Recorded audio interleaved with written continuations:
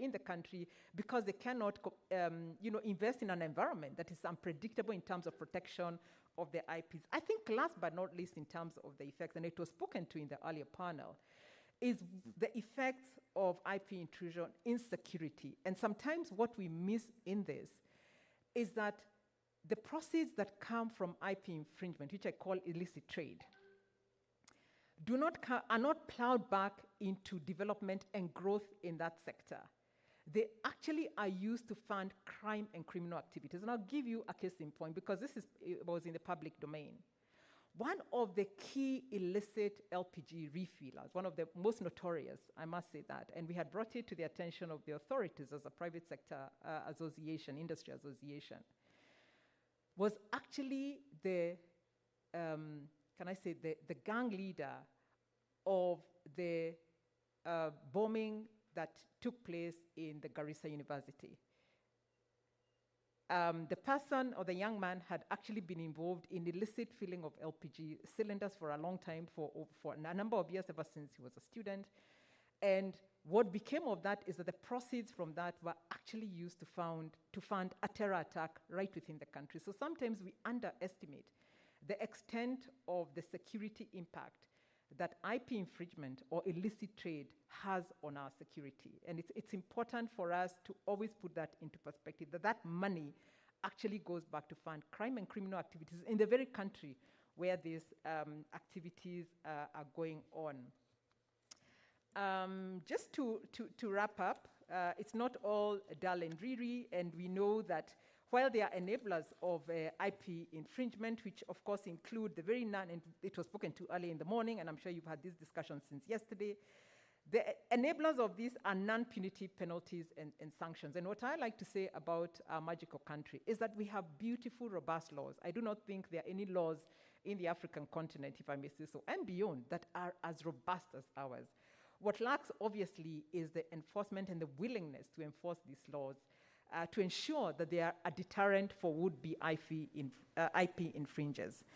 The other one is uncoordinated enforcement mechanisms, and while we know there has been a lot of effort to ensure that the agencies collaborate and cooperate to nail or to curtail any abuse of either one of the statutes, or where there is lower penalties and lower sanctions, in one law, it is made up for in the other one. There is still a lot of work that requires to be done in this. There's also poor resource allocation.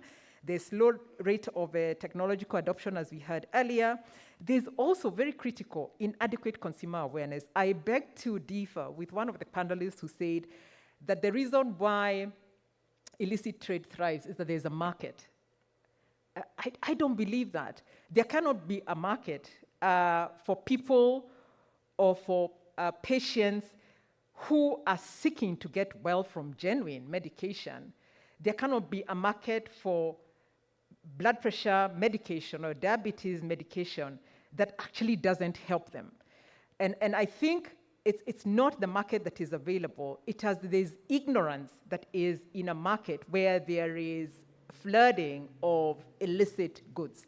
And that's why consumer education and awareness is very important to enable the consumer to be empowered on that which is genuine and that which is not genuine. And I think also publicizing persons who are found to be perpetuating illicit trade is also one other way of educating and sensitizing the consumer. Obviously, we talked about poor screening earlier, and I think there should not even just be poor screening. The goods should not come in country. I think Kenya has many.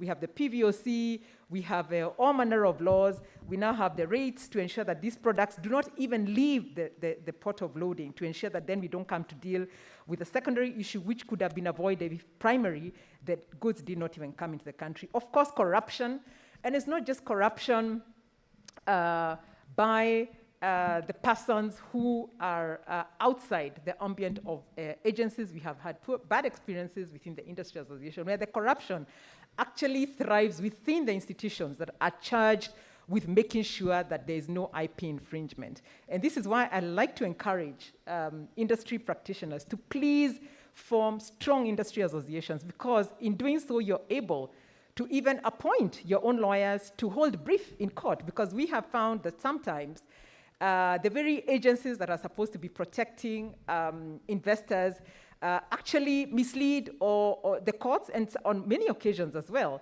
they become part and parcel of the problem, and they are paid very well by persons who have made money from where they have not investors. So the interventions, just to wind up, are really to have a good strategy in ensuring that there is no IP infringement, and a strategy that is collaborative. In Kenya, we actually have the anti-illicit trade, they call it the MAT, where we have all the regulatory agencies, the ACA in this case, we have the different sector regulators. In our case, there's EPRA, we have the Directorate of Criminal Investigation, cooperating to ensure that the consumer gets protected, but also that the investor has a full ring-fenced regulatory support as required by law to make sure that their case, if it ends up in court, gives them joy once adjudication is done. Institutional structures, absolutely, particularly including the justice system. I would like to mention that I think it was in 2018, through the Kenya Association of Manufacturers, we did participate in empowering the judges through their annual colloquium into understanding why some of the decisions that are made by them in court actually promote IP infringement and illicit trade. When you keep giving court orders for people who have been found to be infringing on other people's IP and allow them to continue being in that trade while the case is adjudicated, was a case that the judiciary had not understood, and they actually understood it, and how allowing illicit traders to go scot-free actually has an impact on the development of our country.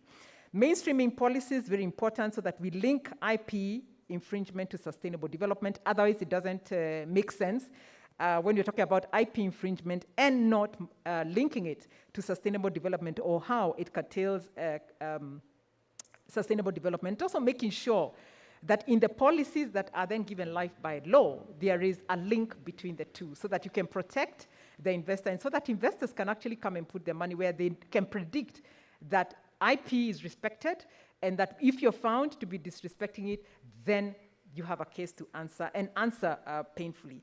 Last but not least is the partnership, and I think I've already implied this, and collaboration, not just between the public sector agencies, but private sector.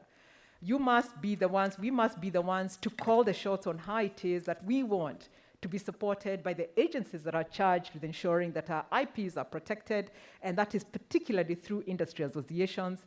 And you do not need to do it alone. There's a lot of collaboration that takes place just between our industry association, Kenya Association of Manufacturers, and other industry associations. So thank you very much for giving me the time, and I hope I'll be able to stay for a few minutes for any questions that may arise from this. Thank you. Absolutely. Let's appreciate Dr. Wanjiku, the CEO, Petroleum Institute of East Africa. And I love the robust conversation we are having, disagreeing and agreeing on what needs to be done. Finally, I'm sure we will get to a point of harmonization. I want to yield the floor now to Professor to call up your panel for the discussion. You have about 25 minutes. The 5 minutes will be for Q&A.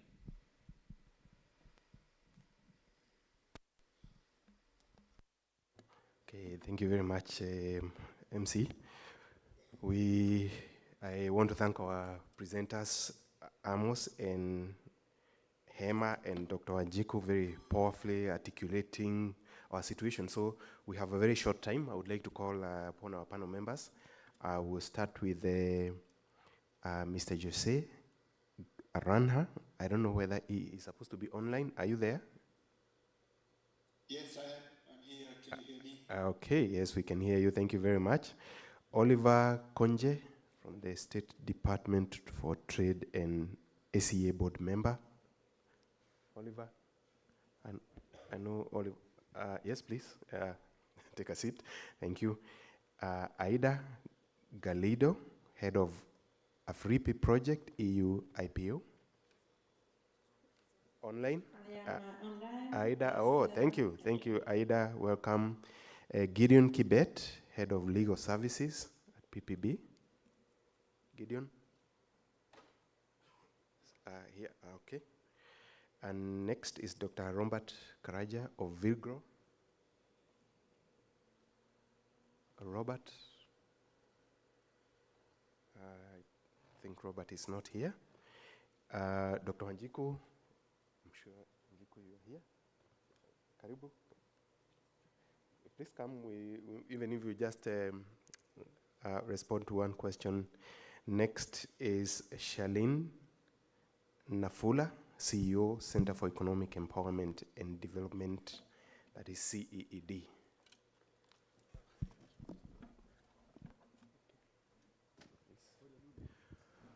Okay, thank you very much. We will very quickly go on. We'll take a few minutes. I will request our panel members to be very brief. Please give us your perspective. You have heard from the two presentations. Some have left us with food for thought. I particularly am of the view that there is a ready buyers or a ready market for counterfeit goods, and that has been driving the industry, and Dr. Wajiko has said this may not be the case.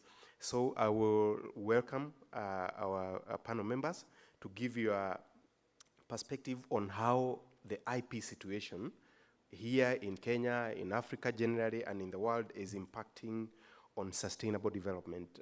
Several examples have been given here, particularly with regard to the food situation, business, inputs, health, many issues that really relate to sustainable development. As a people, what is it that we need to pay attention to so that we do okay now and for the future generations? I will start.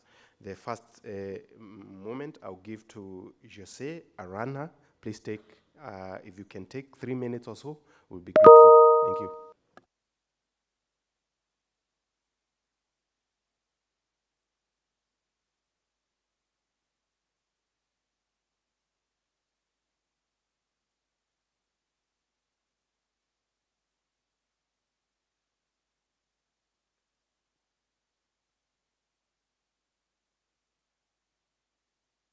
Forms of illicit trade. Respect for IP is key to economic development, as we all know. Very interesting mentions were made about counterfeiting and how it affects the economy, human rights, human lives, jobs, tax evasion. Very interesting also the presentation on SDGs that preceded mine. Important points were raised, and this facilitates my work to a great deal. So I'll try to be very brief and as we are running out of time. What is the relation between IP and SDGs? One could say nothing, or everything. But first, I'd like to briefly mention the origins of the SDGs, as it was mentioned by the one who preceded me. And then I will come to the links between SDGs and IP. The origins were started in 1992, as mentioned, in the Rio Summit. And then we made progress in 2000 with the adoption of the Millennium Development Goals. There were 8 Millennium Goals.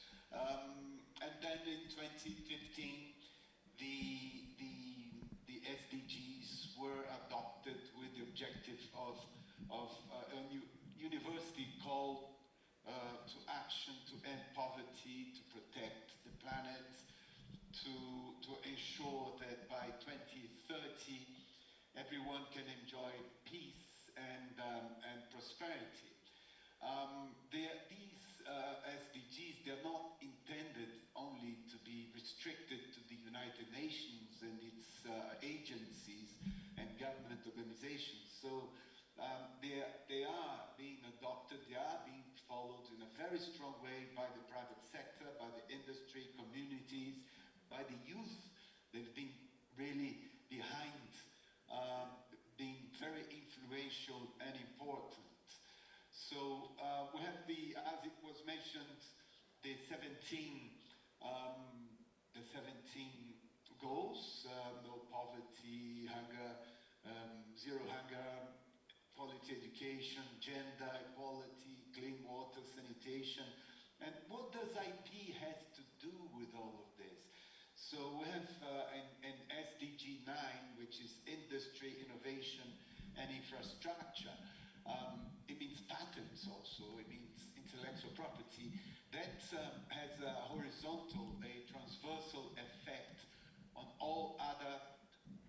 SDGs, because through innovation we can reduce poverty, we can reduce hunger, we can achieve, we can have access to health, we can have sustainable cities, quality education, climate, life below the water, life on land, so peace, strong institutions. So this is very much what we are talking here about enforcement of IP rights, the respect for IP rights with strong institutions. So we should aim at 2030 in order to achieve the goals. Of course, this is an ongoing process, as it was mentioned, started in 1992, and it will last until 2030, the current one, but of course a new one will come and will succeed the SDGs. It will include in the future,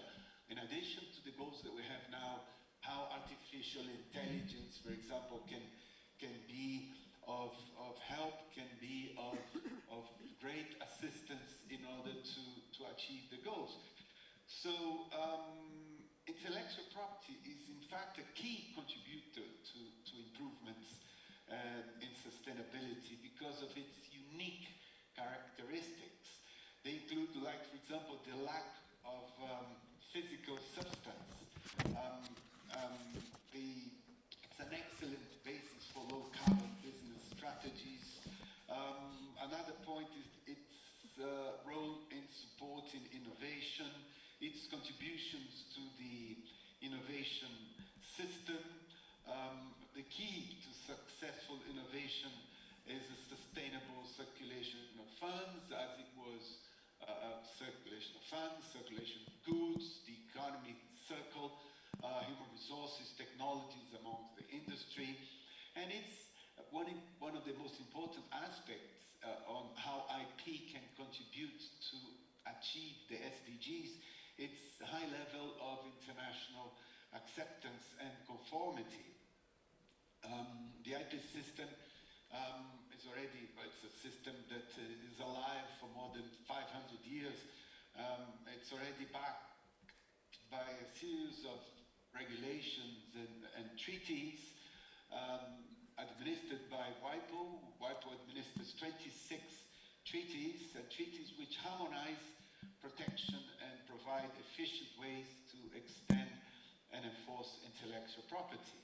So international agreements such as the Madrid Protocol, the Patent Cooperation Treaty, they're a long way before the Rio Summit took place. I mean, these are treaties with, the first one, the Madrid system, is more than 100 years old.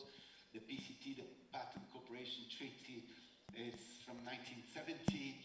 So they generate efficiencies, and which also have sustainability effects as they simplify processes and paperless. They have centralized filing systems that facilitate the protection, and they end up facilitating the enforcement. WIPO, just to conclude my very brief presentation, WIPO has published recently, it's in our webpage, www.wipo.int/SDGs, study on intellectual property offices and sustainable innovation. So it's the degrees of implementation of SDGs in the national intellectual property systems. So a questionnaire we sent to several countries, more than 50 countries. We got about 20 replies, and we prepared the first version of this study, which is online. We are inviting more and more countries to send us updates so we can make new versions, publish new versions of this study. It's a living study, so we're going to be updating as we get more information. These questionnaires being sent and be sent to countries that did not respond the first time, and but it's we are welcome of the organization. So with that, I end here my brief presentation, and I'm at the disposal for any questions. Okay. Thank you very much, Mr. Arana. Let us applaud him. It's a very good point. We hope Kenya was one of the countries that responded to the questionnaire. The next moment, I'll give to Ms. Galido. Please see if you can take 3 minutes. Maybe I will ask our master of ceremony to ring the bell once 3 minutes are over so that we try to move it quick. Ms. Galido, please take the floor. Thank you, and good morning all. 3 minutes after waiting almost 3 hours seems a bit unfair, but for so long we were waiting for lunch, but I will try to.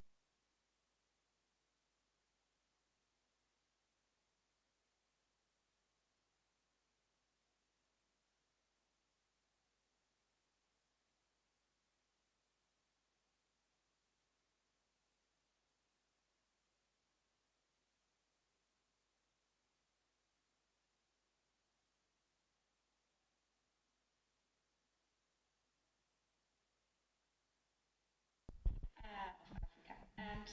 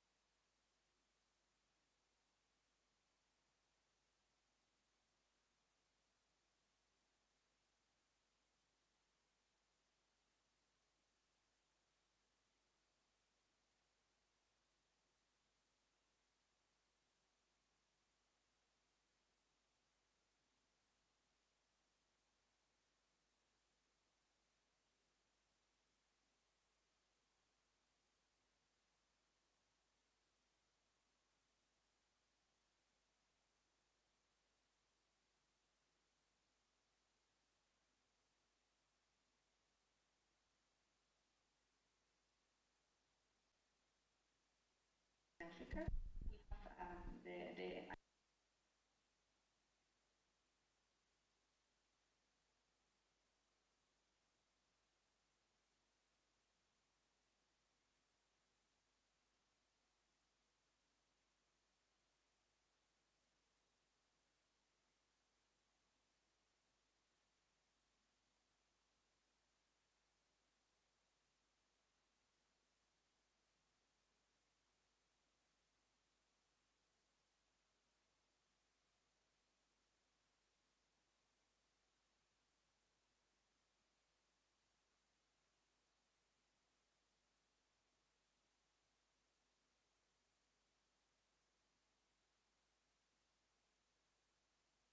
so that at least the organizers are not blamed this time. But then again, we have to remember gender equality is still a lot to be done in gender equality regarding IP. If we look into, for example, patents, we even see a decrease in the women inventors filing patents internationally coming from Africa, from 11% 10 years ago to 10% in 2021. So I think there's still a lot to do. This year, the World IP Day.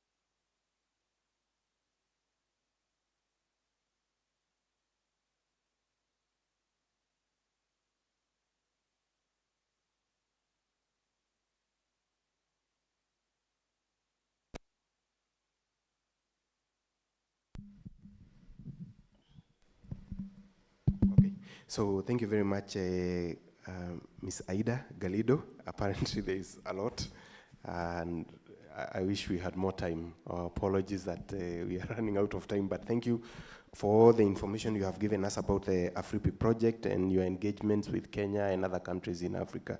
This is very much appreciated. And please stay online. We may have a question for you after this. I will now invite very quickly Mr. Oliver Konje. He's seated here with us. If you could take probably 3 minutes. Thank you. Thank you very much. I would like to talk about IP in relation to continental free trade in Africa and in relation to sustainable development.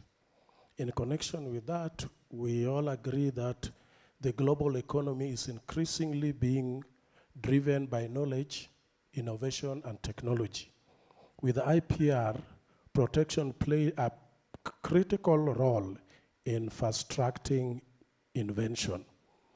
Africa has witnessed the transformative impact of science, technology, and innovation within the e-commerce space. For example, with the mobile application in Kenya, M-Pesa, it is rapidly being used, but at the same time, it has opened door for fake products to be delivered to the consumers. I, being one of them who have suffered delivery of fake products. So we need to take care of that in order to protect our business environment. IPR also provide protection and recognition to investors, innovators, and creators, giving them exclusive right to control and value add their innovation. This recognition and safeguards initiative to innovators to continue creating and therefore encourage more innovation in various fields. The fostering of robust environment that support the creation of protection, administration, and enforcement of IPR can capitulate African countries to be on the forefront of the global economy. In addition, the private sector can thrive, thereby enhancing competition and promoting innovation. And the issue of enhancing competition, this can only come when our products are actually protected.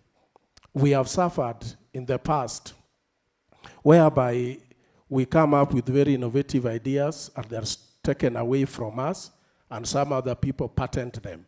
But it is high time in Africa that we may promote our products and protect them so that we can create sustainable development. You all know some of our products from Kenya has been patented by others, and because we are not able to protect our products. That is very unfortunate. We also know that some of the researches that have been done in various public institutions, some people from outside have come, scanned through them, picked what they need to pick, and implement, and then bring back to us the product, finished product, or finished solution. Well, we are actually the people who came up with such ideas. It is high time for Africa to protect the knowledge they have, to protect the products they have, and create a very competitive environment.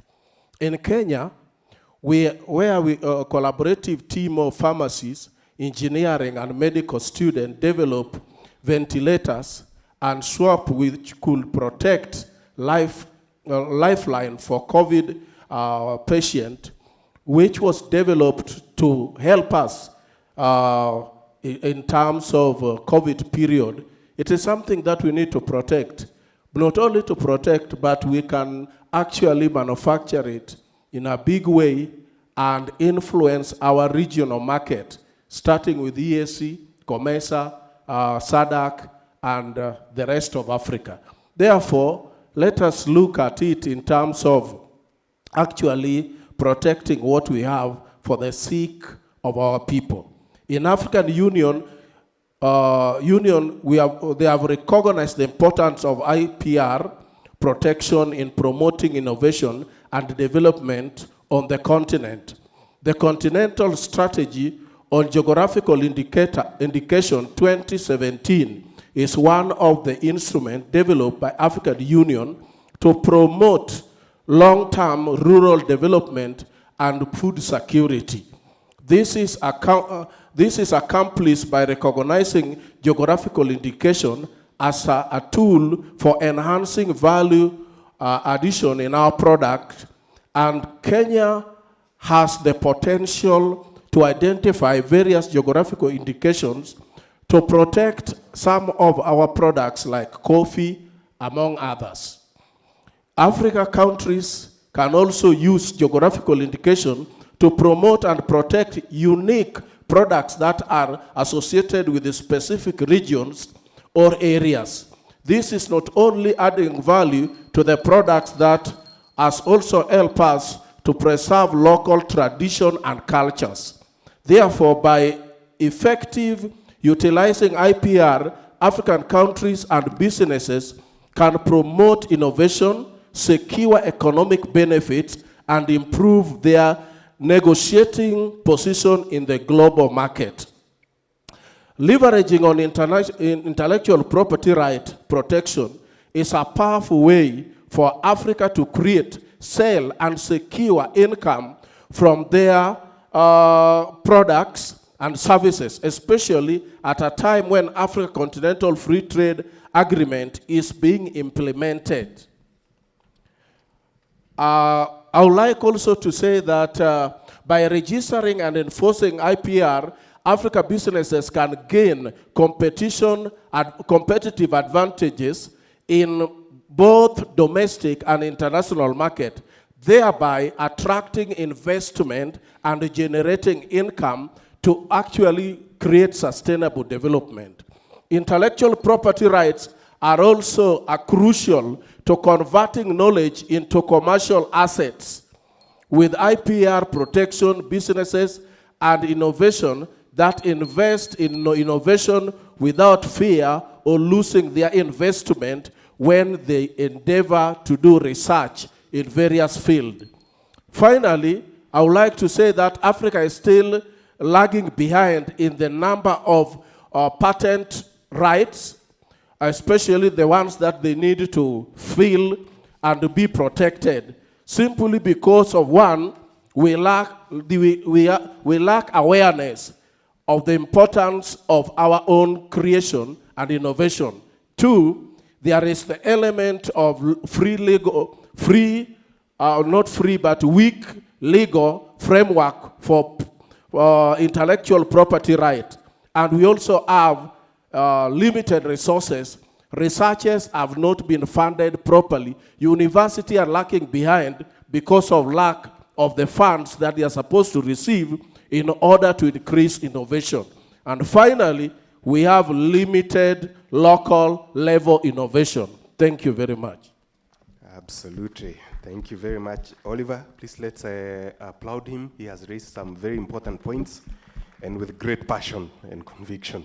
Thank you very much. So we'll move on very quickly. I will call upon Gideon Kibet from PPB. Please take a few minutes. Yes, thank you very much. I'd wish to highlight my pitch on from a regulator's perspective. I work for the Pharmacy and Poisons Board, which is the medicines regulator for the country. Looking at the Sustainable Development Goal and linking with the issue of medicine, it comes to SDG 3, which was mentioned earlier, in terms of wellness. And when you look at medicine, it plays a very critical role other than the other aspects around it, because when it comes to health, medicines is the critical part of it. And when it comes to medicines, there are three aspects which always encompasses it. The issue of access, in terms of you have access to quality medicines, to safe medicines, and efficacious. When you come to quality, in terms of the original quality, where they are manufactured, you come to efficacious.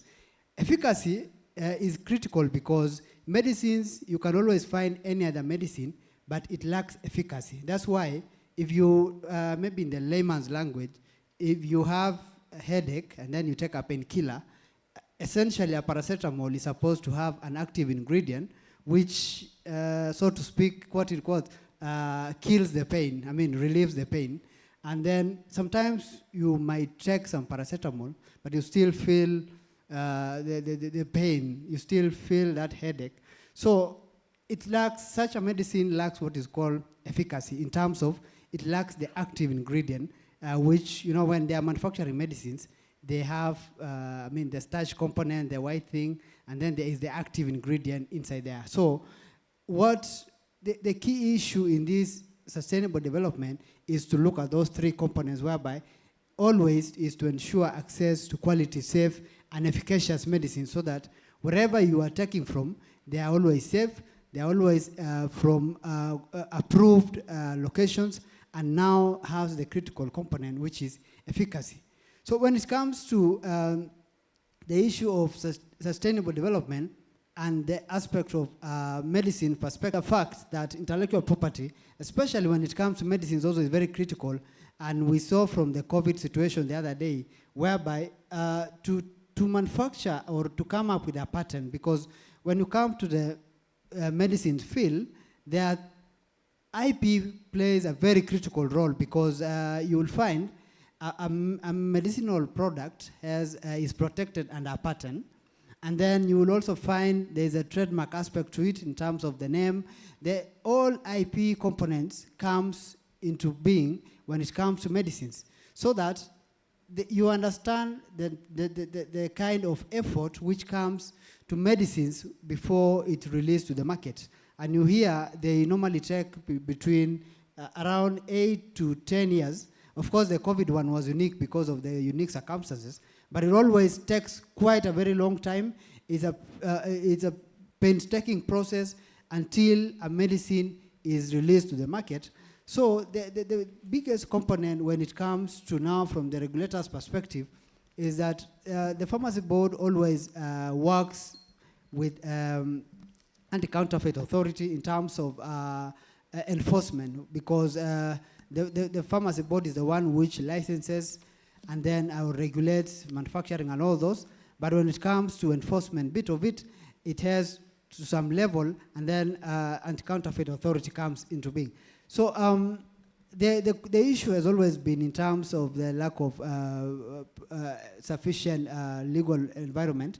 But thankfully, the other day, I think the act was amended, and somehow the penalties have been a bit, because initially you would get some small penalties around 30,000, and somebody has brought a whole container. You see, when it comes to medicines, you always, it finds you at a very long place, because medicines you don't take at the happy times. You always take when you have a problem, you have a severe headache, you have all this.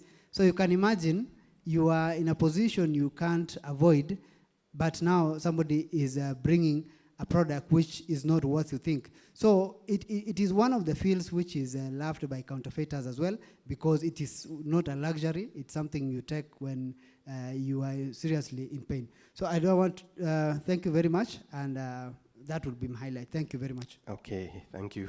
Thank you very much, Gideon. Please let's applaud him. Again, very alarming statistics from what Aida told us. 30% of the medicine sold here is counterfeit. So hopefully PPBB, you are doing, keeping the watch out for us. So please stay with us. We have two presenters who are online. I would like to call upon Dr. Robert Karanja. Can you hear us?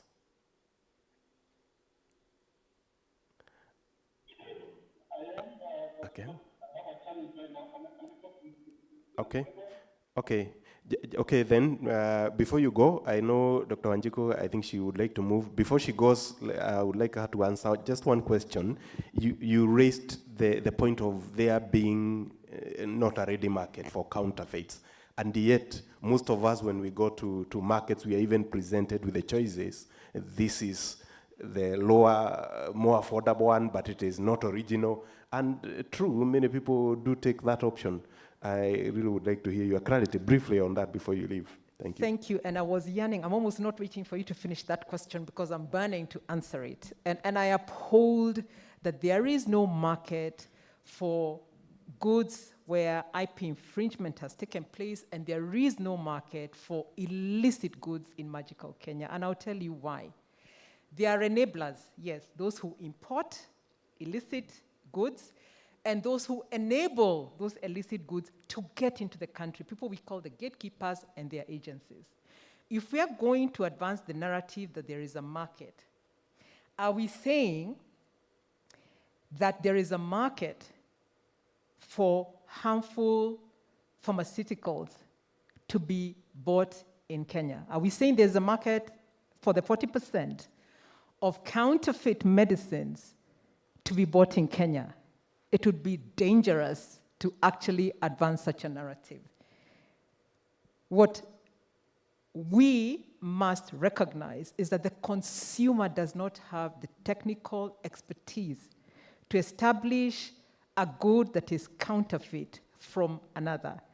They may make choices based on their economic empowerment, i.e., this is cheaper than the other, but that is not from information that is technical to help them guide them. If a consumer knew that the medicine that they're going to take is going to cause them more harm, they won't buy it. If they know that the medicine that they're going to take is not going to give them relief from the disease that they're suffering from, they will not buy it. They would rather procure that which is sold at market rate and that is genuine, to ensure that the consumer doesn't get confused about cheap and its relationship to illicit.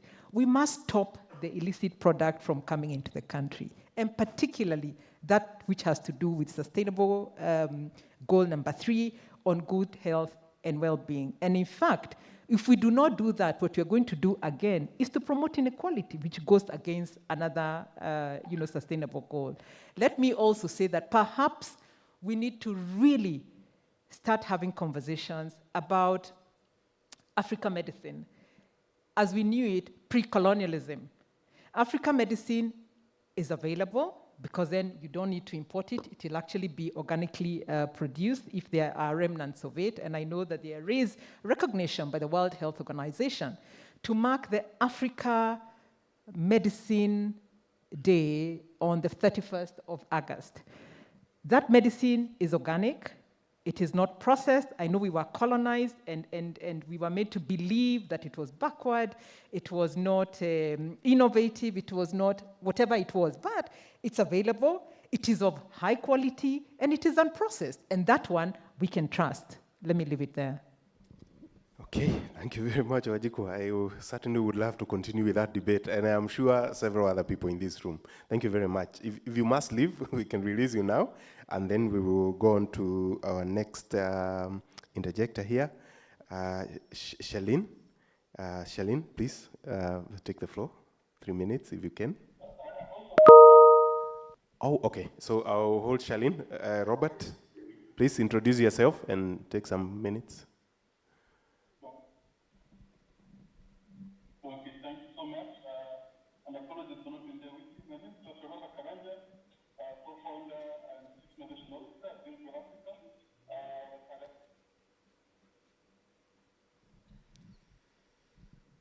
Robert, you have dropped. We can't hear you very well. Your line is breaking a bit. Let's proceed with Charlene as we check the... Okay, can you try to go on?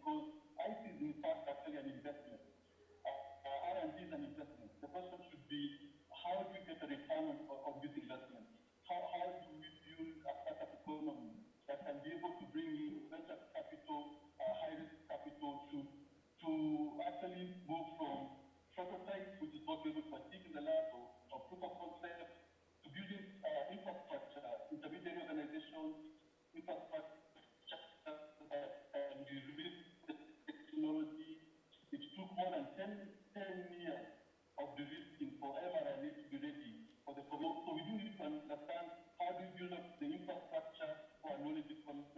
And I think part of this speaks to how we look at IT. The very first thing is understanding it's a business strategy, it's not a legal issue, and how do we know. And so when we talk of, like in Africa right now, we're talking about startup bills or startup apps that are being put in place, support high technology-intensive startups or businesses to be able to mobilize capital, to be able to release the technology, to be able to commercialize inventions. And I think we need to be able to embrace that, of course, in the health sector, but across all sectors.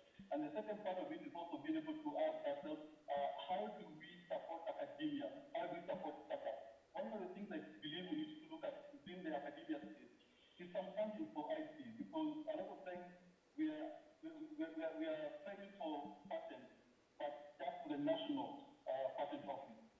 When it comes to the PCT, because of the poor linkages between academia and private sector, we're not being able to go into PCT, and that makes IT not an enabler for patents, not an enabler for investment, but actually a disincentive.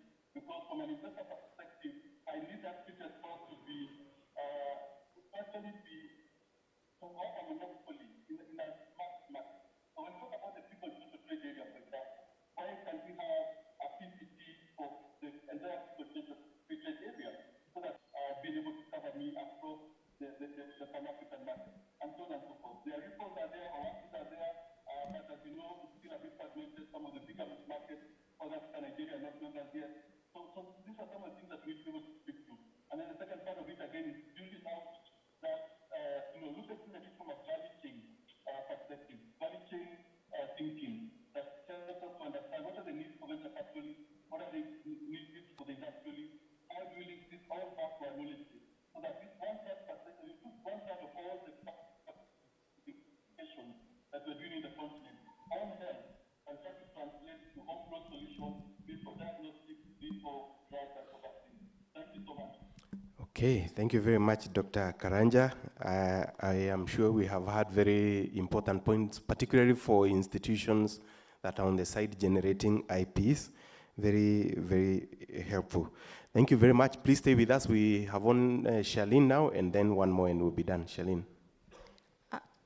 Thank you for having me. Charlene Afula is my name. I'm the CEO and co-founder of SEED. SEED stands for Center for Economic Empowerment and Development. SEED was our way of giving back. We realized that as much as we talk about IP and we talk about bottlenecks, what are some of the enablers that make people actually want to take the substandard goods? What makes one want to engage in fraudulent activities? We believe at SEED we should empower people and create opportunities for them in the sense that they are able to access good opportunities for themselves in terms of employment, in terms of even them creating employment for others. In terms of my recommendations for this particular topic, one, I'd like us to have a space where we have a creative implementation in a dynamic way, where we undertake reform processes and recognize that existing IPRs are good, but it's also important to have structures and institutions that make it possible for the IPR to contribute to the development of SDGs. Policies should strike a balance between rewarding creativity, innovation, investments, access to knowledge, and technology transfer. We should create appropriate mechanisms to promote local creativity and innovation by instituting efficient market-oriented incentives. We should use flexible economics and set goals that are realistic. We should protect the public interest in sectors of vital importance such as health, education, and sustainability. We should promote coherent interaction with other regulative and economic systems, including technology development strategies, competition, trade, and FDI policies.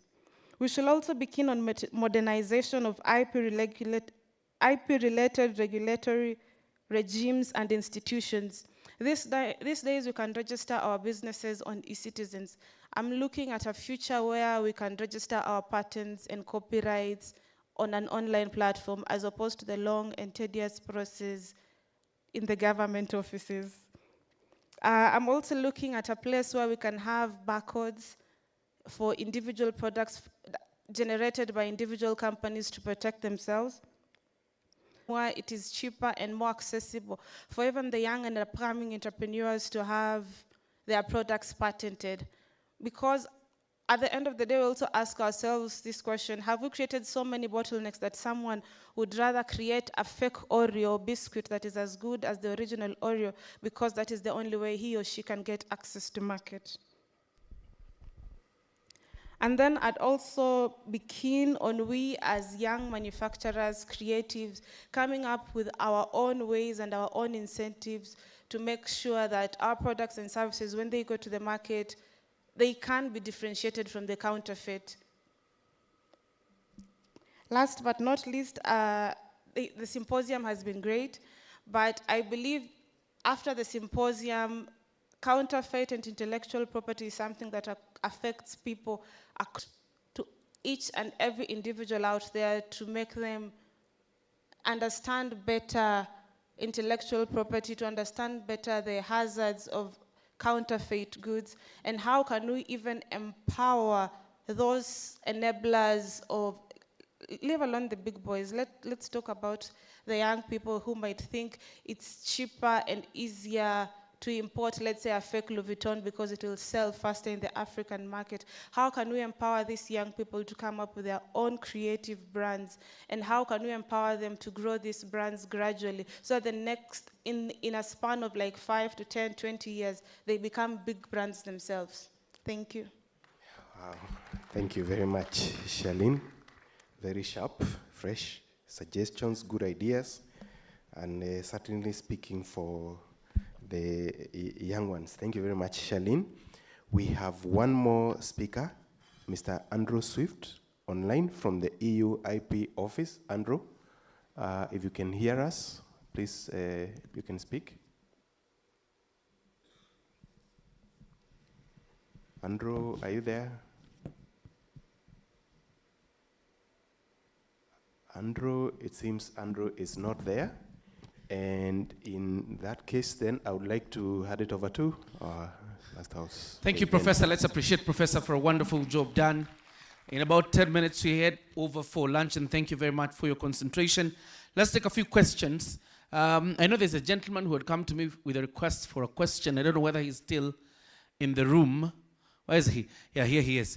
Kindly hand over the mic to him. Before that, is Adera here? He's not yet back in the room. Because there's a question here by Sophia Mburu, which I'm sure Adera would want to handle, because they're asking, so if the hiccups or if the issues stem from prosecution, can ACA perhaps engage IP advocates as private prosecutors? That question is very important. So somebody get me Adera to answer that question. If the issue is stemming from prosecution, can SCA perhaps engage IP advocates as private prosecutors? Shoot your question, my friend. Yes, my name is Regan, and I'm representing the YALDA, Youth Alliance for Development and Leadership in Africa. And for sure, this platform is very, very great and very good to us, all of us. We all know that we are the end product of this thing we are talking about. And particularly talking to the vulnerable in the society, starting from the youth. We have the disabled people in the society. We have many people, the vulnerable. Let us say the vulnerable. Yes, Ms. Wanjiru said we don't have the market as per now. Yes, we have the market. The vulnerable in the society is the market. Because these things, they will come bit by bit to the vulnerable in the society. The youth are the key consumers of this good. And if possible, let us say the panelists, this organization, let us come out and know the percentage of the youth that are in for all these activities that are being brought for all these counterfeit products, and even for the vulnerable. we've said here that even the medical, let us say a painkiller, a poor person can go to the clinic and a rich person goes to the clinic. They both ask, which one can best fit me? Then the nurse or the doctor will say, if you have this painkiller, this one is more expensive than this one.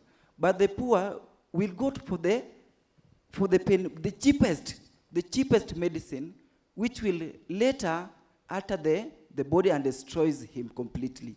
So where's the space of the youth and the vulnerable in the society? Because when you check the World Vision 2030, the African Vision 2063, and the Kenyan Vision 2030, under the youth and the vulnerable in the society, and you come to the African Agenda 2063, Aspiration 1 under SDG, it is best and it is well explained. So let us go out and know the percentage of the youth in the society that are affected by this, and if possible, let us not talk too much. Trim a tree while it is still young. Fantastic. So let me ask you, is your question the involvement of the youth and the vulnerable in fighting against counterfeit, or how they are affected by the counterfeit? What is your question? The youth and the vulnerable are affected too much in the society today. So as the leaders, as the panelists there, how can we come out and stop all these words and trim the youths to stop all this? Okay. I assume I understood your question, so it will be answered that way. There's a gentleman here, hand him the microphone. And Wanjiru opened the Pandora's box, then exited. The question of market. Yeah, because according to what you're asking, Wanjiru says it is the economic situation. We cannot say because they are forced to do so by the economic situation, then that makes them a market. But then there are other arguments that would advance probably that there's a market for counterfeit products. And probably would also want to hear even from our panel members who are joining us on about that question. But ask your question, Mzee. Thank you. Mine is not a question. My name is Chaim Baongeti from Moi University. Universities are also here, they were invited. Yeah. We are the owners of Rivertex, the manufacturers of apparel. In fact, we have a very strong team here. We have a senior legal officer here, Petronila. We have a manager of our Center of Excellence, Naomi. Now, we teach industrial engineering. We teach textile manufacturing. We teach all those things. And I guess you know where I'm going. Yeah. If we are teaching manufacturing, if we are teaching textile, and so on, and we have all these imports of used clothes coming in, what are we saying to our graduates of those programs? We are saying they should finish the degree and go and sell Mutumba, because that seems to be the opportunity available.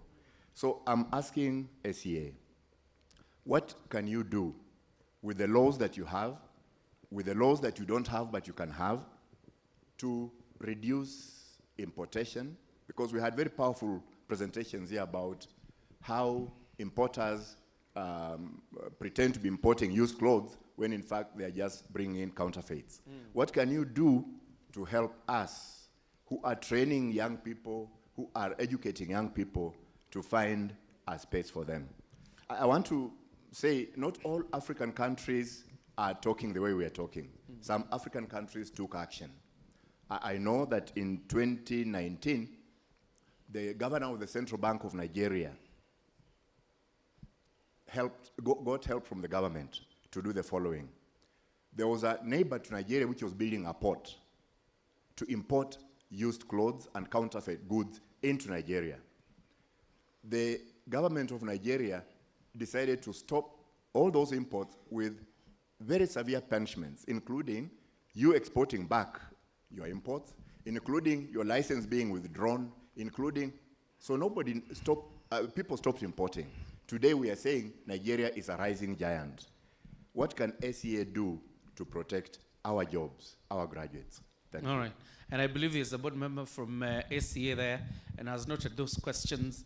What SEA can do, particularly to protect from the importation of these clothes. Crest and Mitumba. I'm taking one more question before we wind up. Is there, there's a gentleman. Pala nyuma.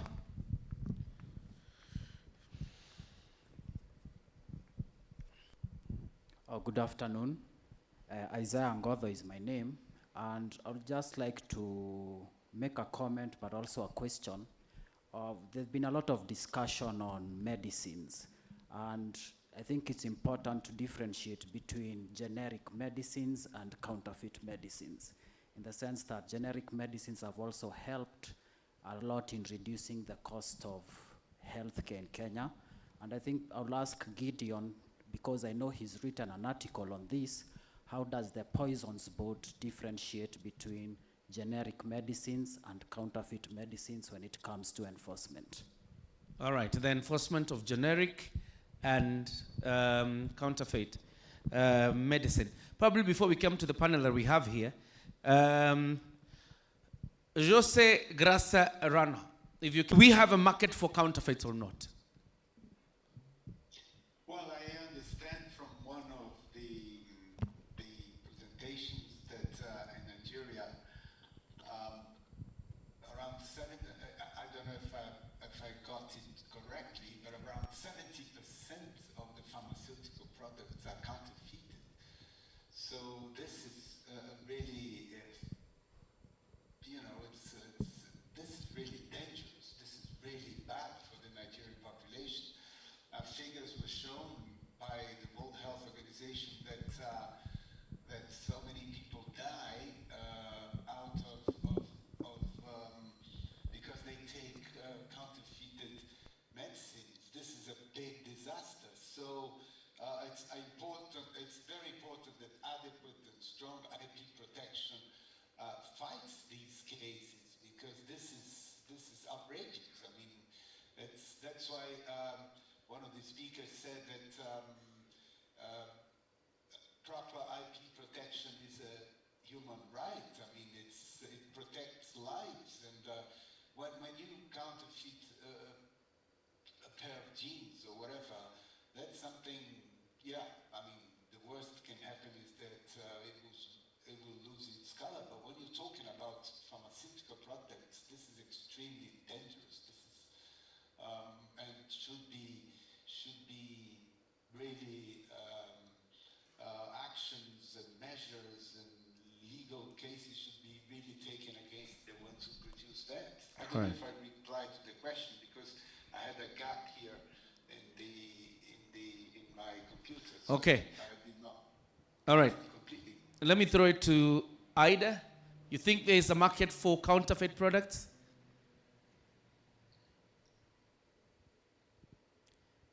You didn't hear that, did you? Thank you. Okay. Thank you. Yes, Go ahead. yes. Actually, Jose was referring to the statistics that I shared from in my presentation. Yeah, very scary indeed. But I think now more than the damage, I think what the question is if there is a market.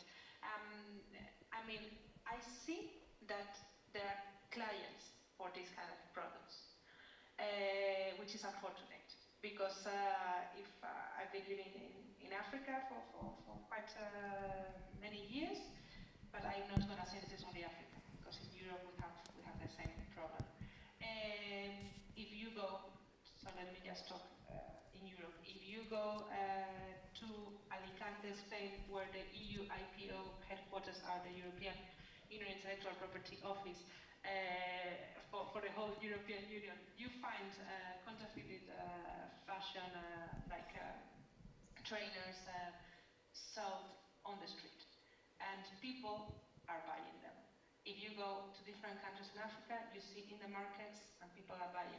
So it seems there is a demand for this, but I think there is also a need for all of us to really work on more awareness for the people who are buying these products, to understand the effect that this is having, to understand that those products might be cheaper, but are really posing a danger.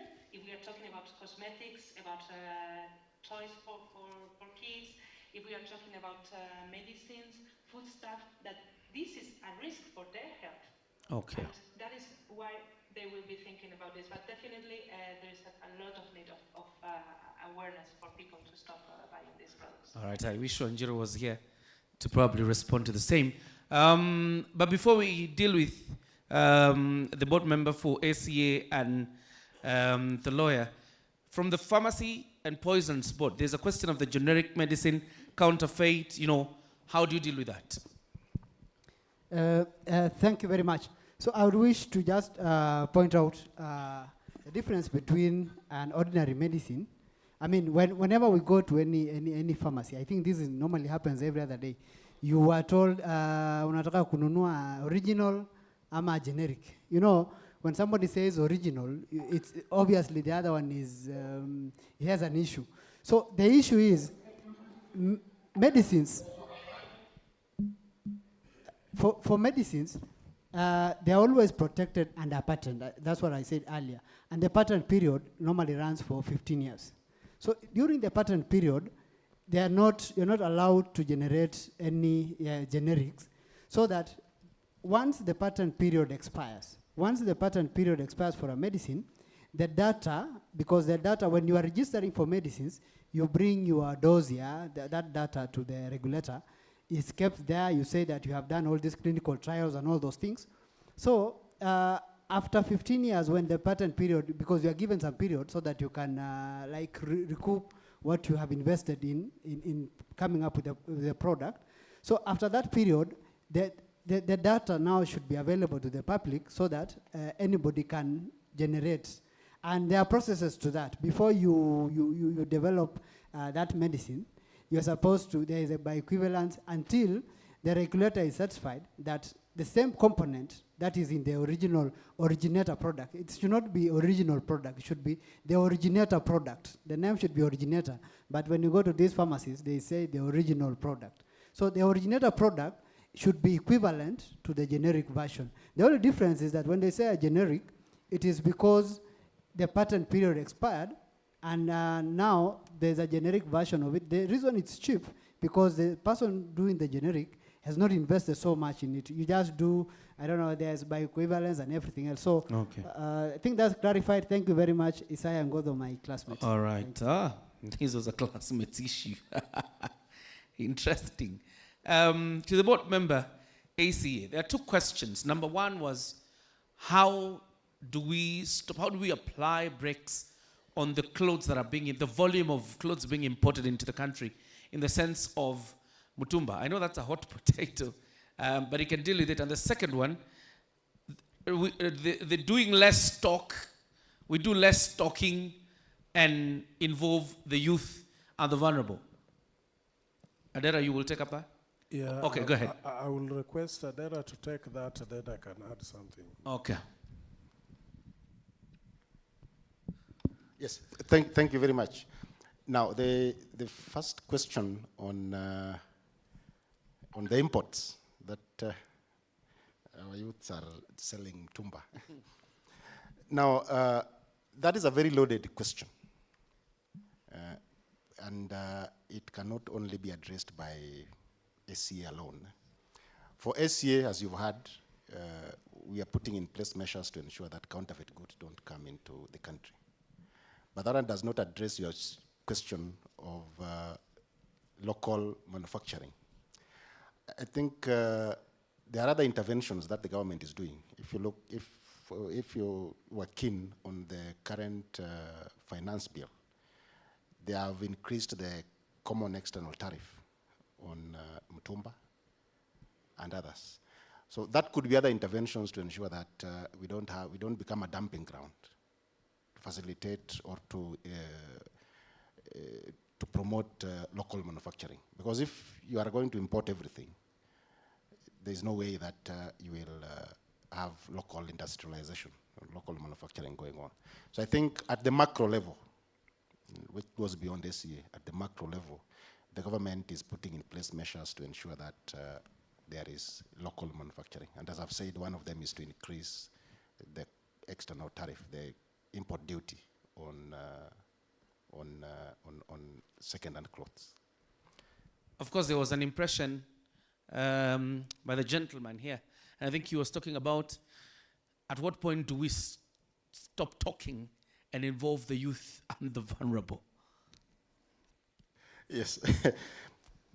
That is also something that I think is ongoing. The government has a lot of measures in place. Once again, this also goes beyond this year.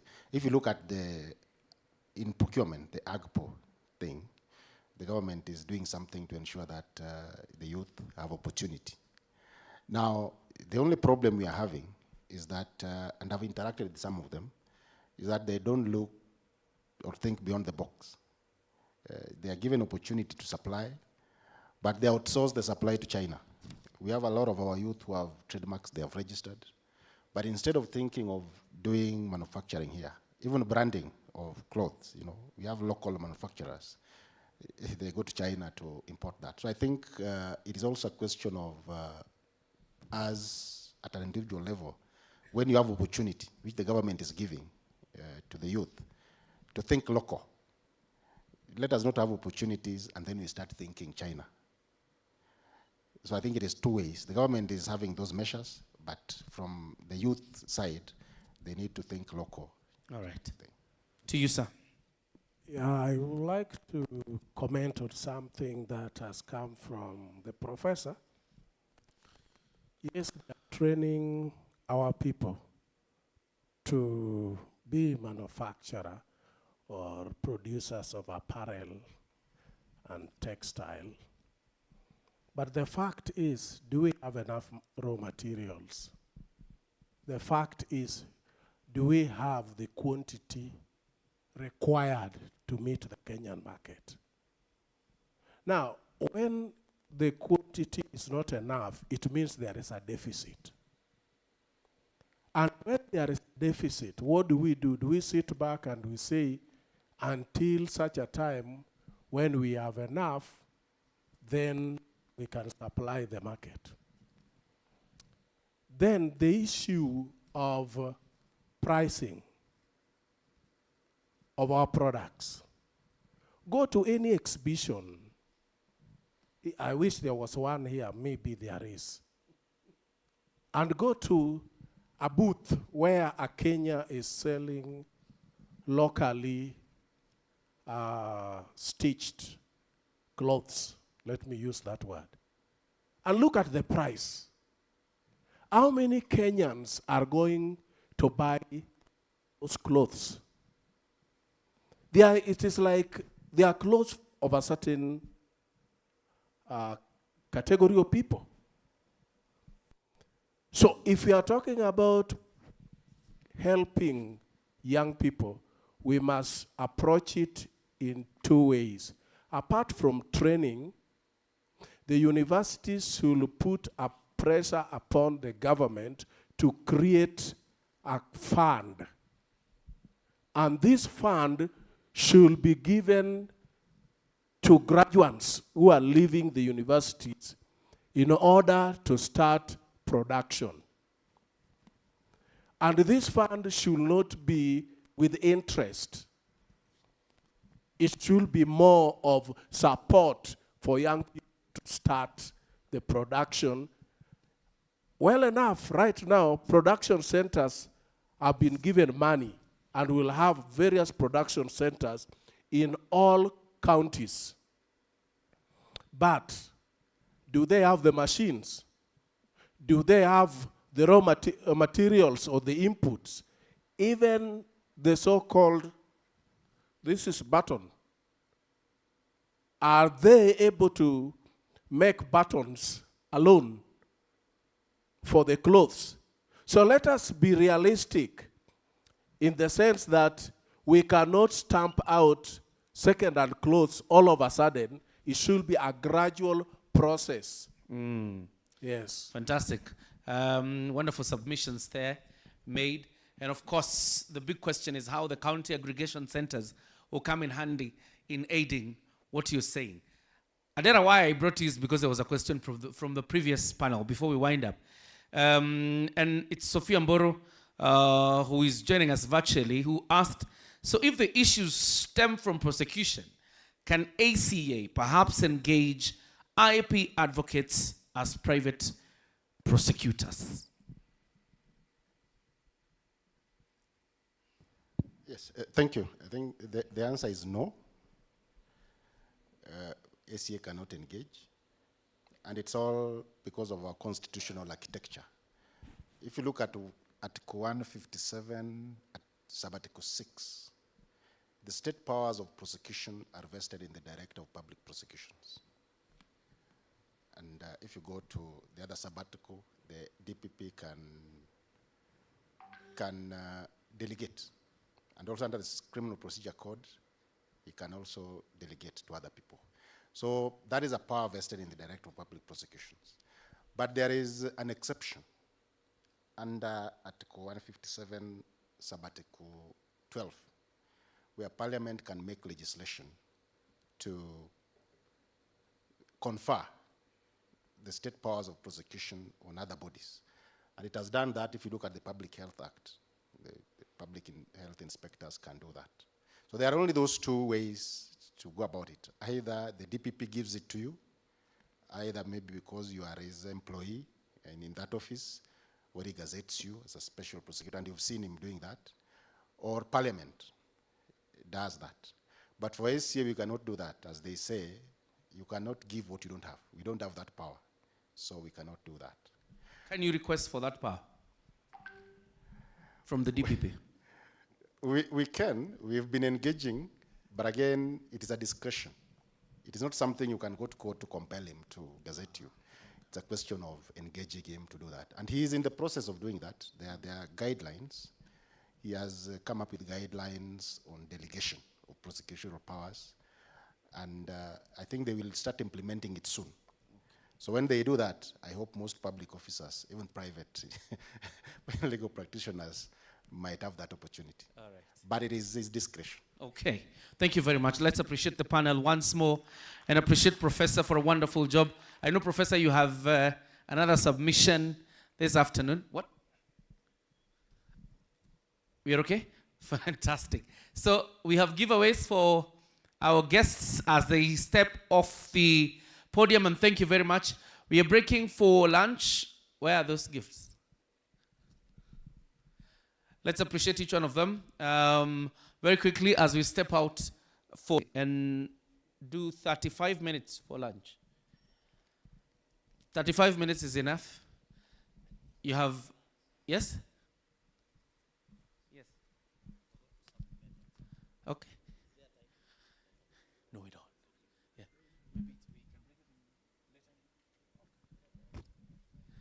Thank you very much. So, ladies and gentlemen, we are free to break for lunch. Let's reconvene after 35 minutes for the third and last session of the day. Thank you very much. A quick one, we will all head to the restaurant for the lunch. You know where the restaurant is, Utamaduni Restaurant. The executive director and his guests will head to the breakaway room on the right where they had their tea. So the rest of us can go for lunch at Utamaduni Restaurant. We reconvene after 35 minutes. And of course, I will come with a bell.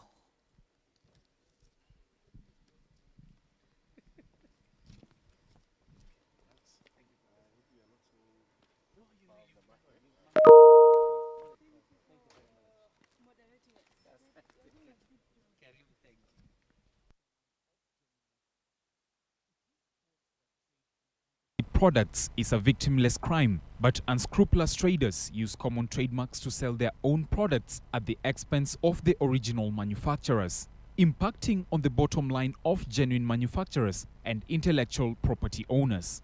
Counterfeit food and beverage cause immeasurable harm as they are often manufactured in unhygienic and unlicensed conditions. As the government continues to make efforts towards containing the spread of the coronavirus, there has been an upsurge in demand of face masks, sanitizers, and hand-washing liquids, leading to counterfeiters taking advantage of this unique opportunity.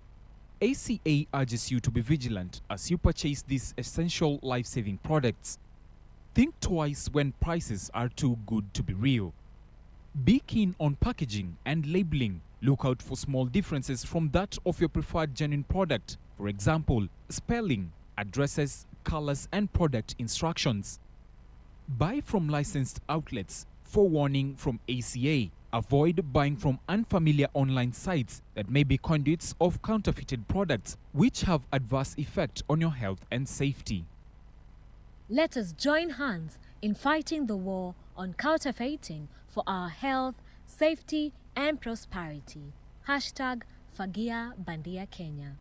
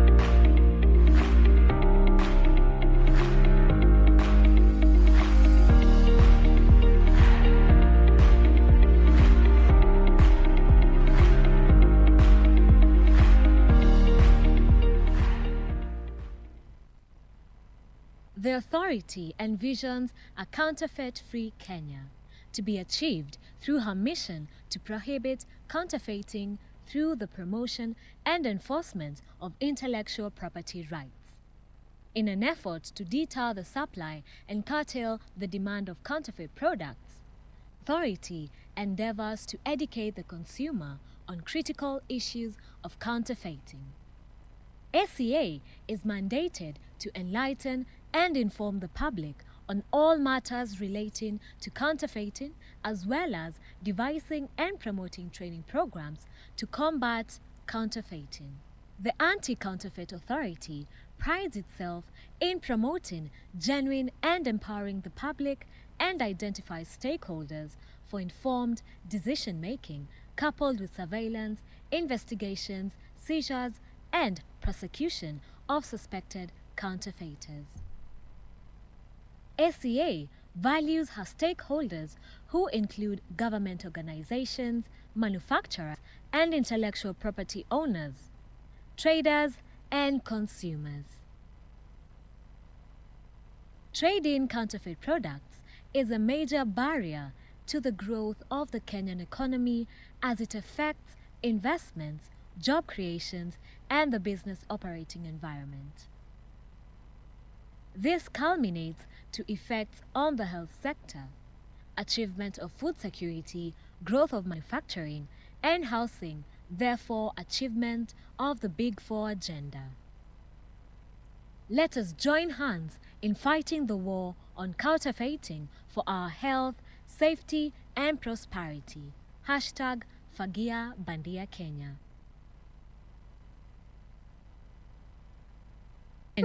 Pendo uses her phone daily for work-related calls but has had battery problems for the longest time.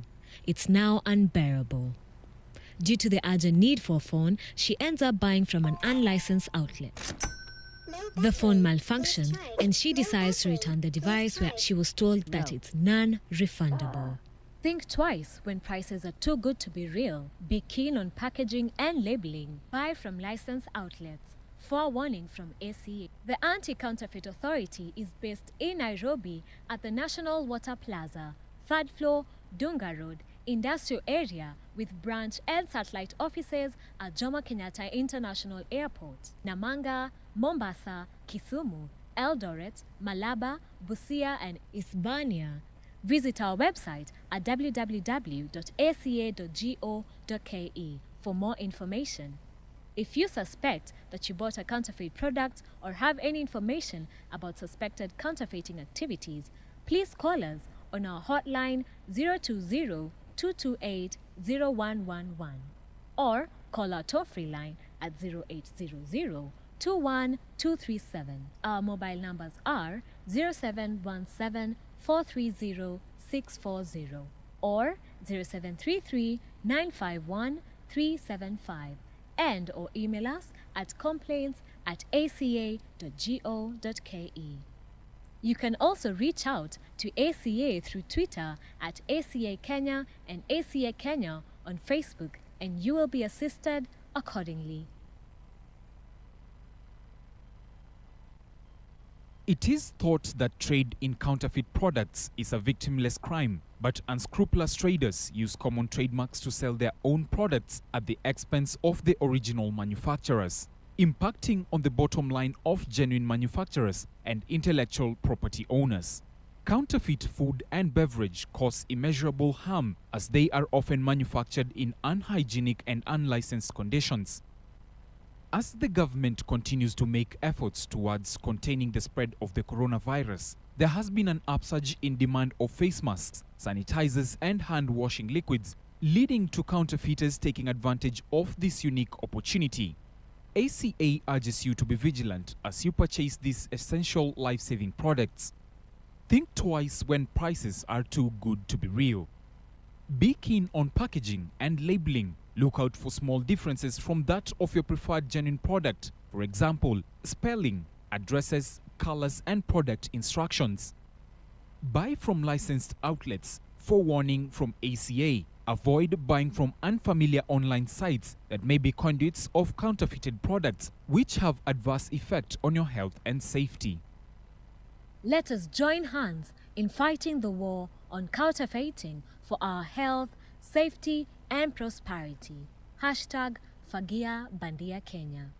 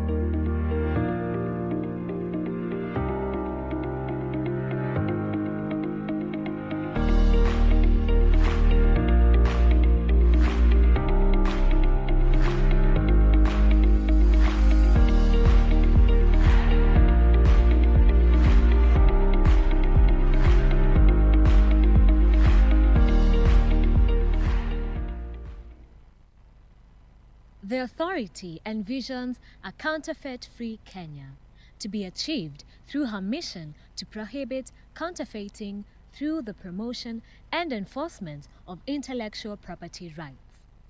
In an effort to deter the supply and curtail the demand of counterfeit products, authority endeavors to educate the consumer on critical issues of counterfeiting. ACA is mandated to enlighten and inform the public on all matters relating to counterfeiting, as well as devising and promoting training programs to combat counterfeiting. The Anti-Counterfeit Authority prides itself in promoting genuine and empowering the public and identifies stakeholders for informed decision-making coupled with surveillance, investigations, seizures, and prosecution of suspected counterfeiters. ACA values her stakeholders, who include government organizations, manufacturers, and intellectual property owners, traders, and consumers.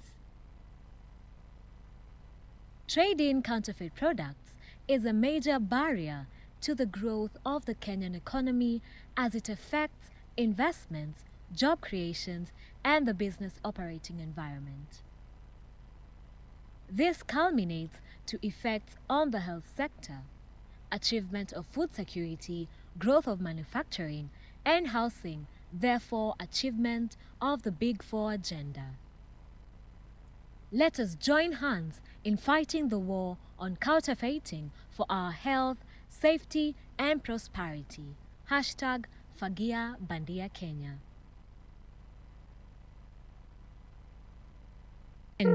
Pendo uses her phone daily for work-related calls but has had battery problems for the longest time. It's now unbearable. Due to the urgent need for a phone, she ends up buying from an unlicensed outlet. The phone malfunctions and she decides to return the device, where she was told that it's non-refundable.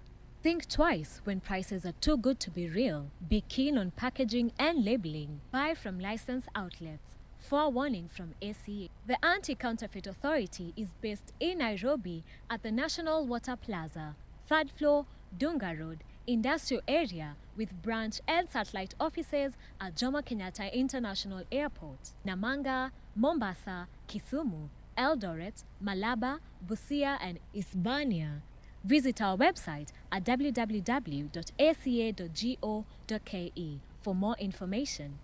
If you suspect that you bought a counterfeit product or have any information about suspected counterfeiting activities, please call us on our hotline 020-228-0111 or call our toll-free line at 0800-21-237. Our mobile numbers are 0717-430-640 or 0733-951-375. And or email us at complaints@aca.go.ke. You can also reach out to ACA through Twitter at ACA Kenya and ACA Kenya on Facebook, and you will be assisted accordingly. It is thought that trade in counterfeit products is a victimless crime, but unscrupulous traders use common trademarks to sell their own products at the expense of the original manufacturers, impacting on the bottom line of genuine manufacturers and intellectual property owners. Counterfeit food and beverage cause immeasurable harm as they are often manufactured in unhygienic and unlicensed conditions. As the government continues to make efforts towards containing the spread of the coronavirus, there has been an upsurge in demand of face masks, sanitizers, and hand-washing liquids, leading to counterfeiters taking advantage of this unique opportunity. ACA urges you to be vigilant as you purchase these essential life-saving products. Think twice when prices are too good to be real. Be keen on packaging and labeling. Look out for small differences from that of your preferred genuine product. For example, spelling, addresses, colors, and product instructions. Buy from licensed outlets. Forewarning from ACA. Avoid buying from unfamiliar online sites that may be conduits of counterfeited products, which have adverse effect on your health and safety. Let us join hands in fighting the war on counterfeiting for our health, safety, and prosperity. Hashtag Fagia Bandia Kenya.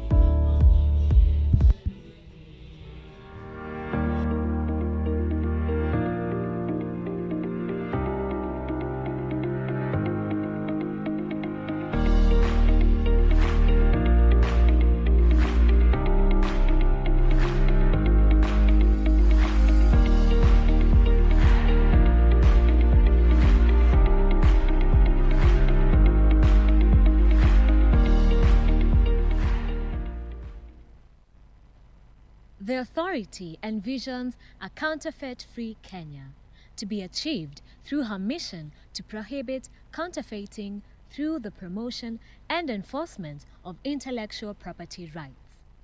In an effort to deter the supply and curtail the demand of counterfeit products, authority endeavors to educate the consumer on critical issues of counterfeiting. ACA is mandated to enlighten and inform the public on all matters relating to counterfeiting, as well as devising and promoting training programs to combat counterfeiting. The Anti-Counterfeit Authority prides itself in promoting genuine and empowering the public and identifies stakeholders for informed decision-making coupled with surveillance, investigations, seizures, and prosecution of suspected counterfeiters. ACA values her stakeholders, who include government organizations, manufacturers, and intellectual property owners, traders, and consumers. Trade in counterfeit products is a major barrier to the growth of the Kenyan economy as it affects investments, job creations, and the business operating environment. This culminates to effects on the health sector, achievement of food security, growth of manufacturing, and housing, therefore achievement of the Big Four agenda. Let us join hands in fighting the war on counterfeiting for our health, safety, and prosperity. #Fagia Bandia Kenya.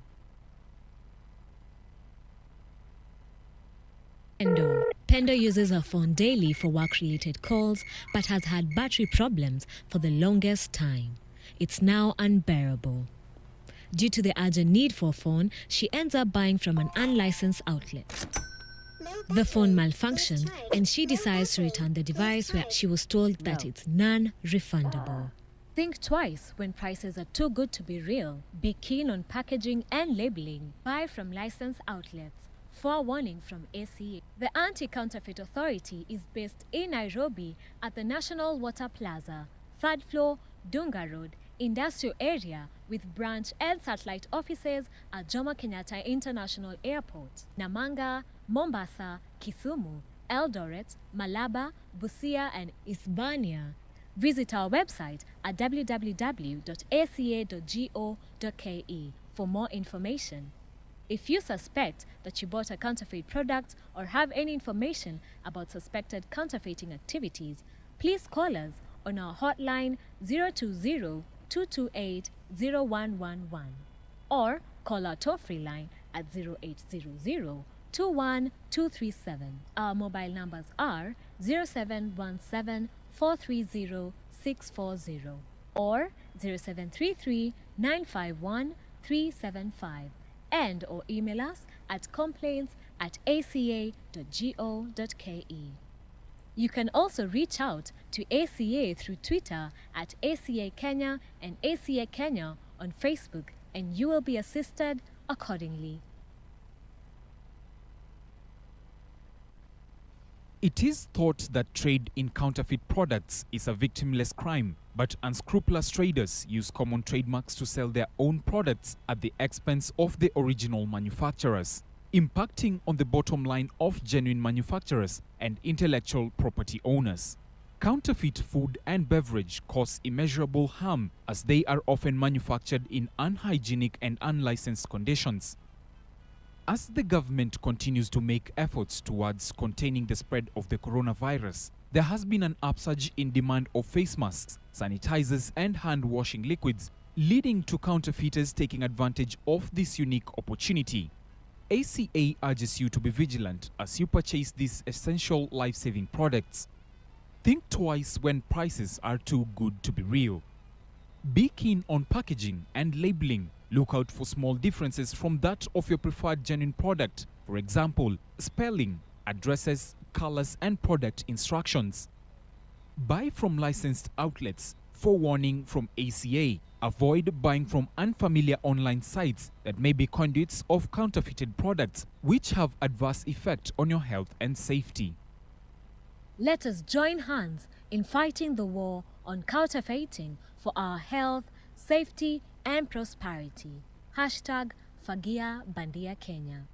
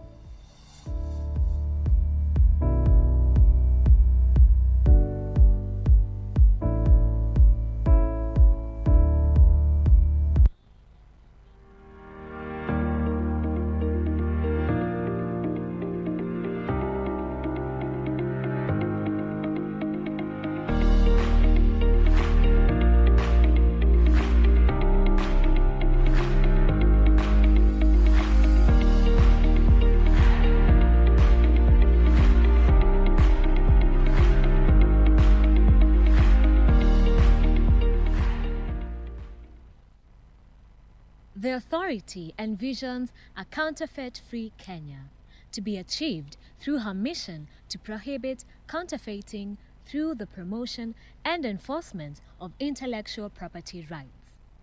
In an effort to deter the supply and curtail the demand of counterfeit products, authority endeavors to educate the consumer on critical issues of counterfeiting.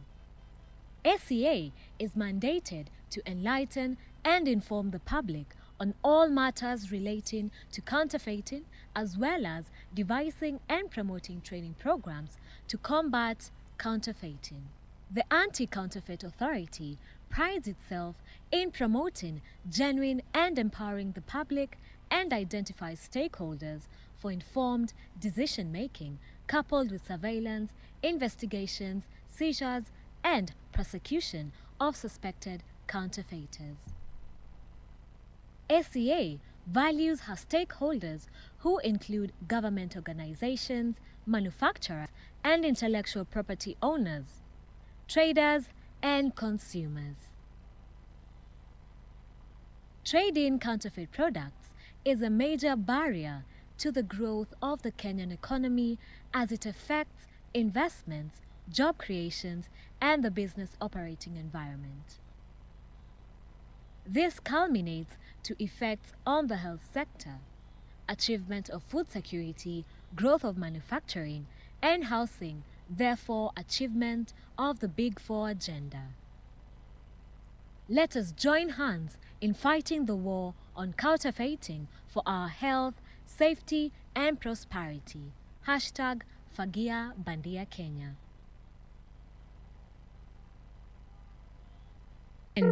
Pendo uses her phone daily for work-related calls but has had battery problems for the longest time. It's now unbearable. Due to the urgent need for a phone, she ends up buying from an unlicensed outlet. The phone malfunctioned and she decides to return the device, where she was told that it's non-refundable. Think twice when prices are too good to be real. Be keen on packaging and labeling. Buy from licensed outlets. Forewarning from ACA. The Anti-Counterfeit Authority is based in Nairobi at the National Water Plaza, 3rd floor, Dunga Road, Industrial Area, with branch and satellite offices at Jomo Kenyatta International Airport, Namanga, Mombasa, Kisumu, Eldoret, Malaba, Busia, and Isebania. Visit our website at www.aca.go.ke for more information. If you suspect that you bought a counterfeit product or have any information about suspected counterfeiting activities, please call us on our hotline 020-228-0111 or call our toll-free line at 0800-21-237. Our mobile numbers are 0717-430-640 or 0733-951-375 and or email us at complaints@aca.go.ke.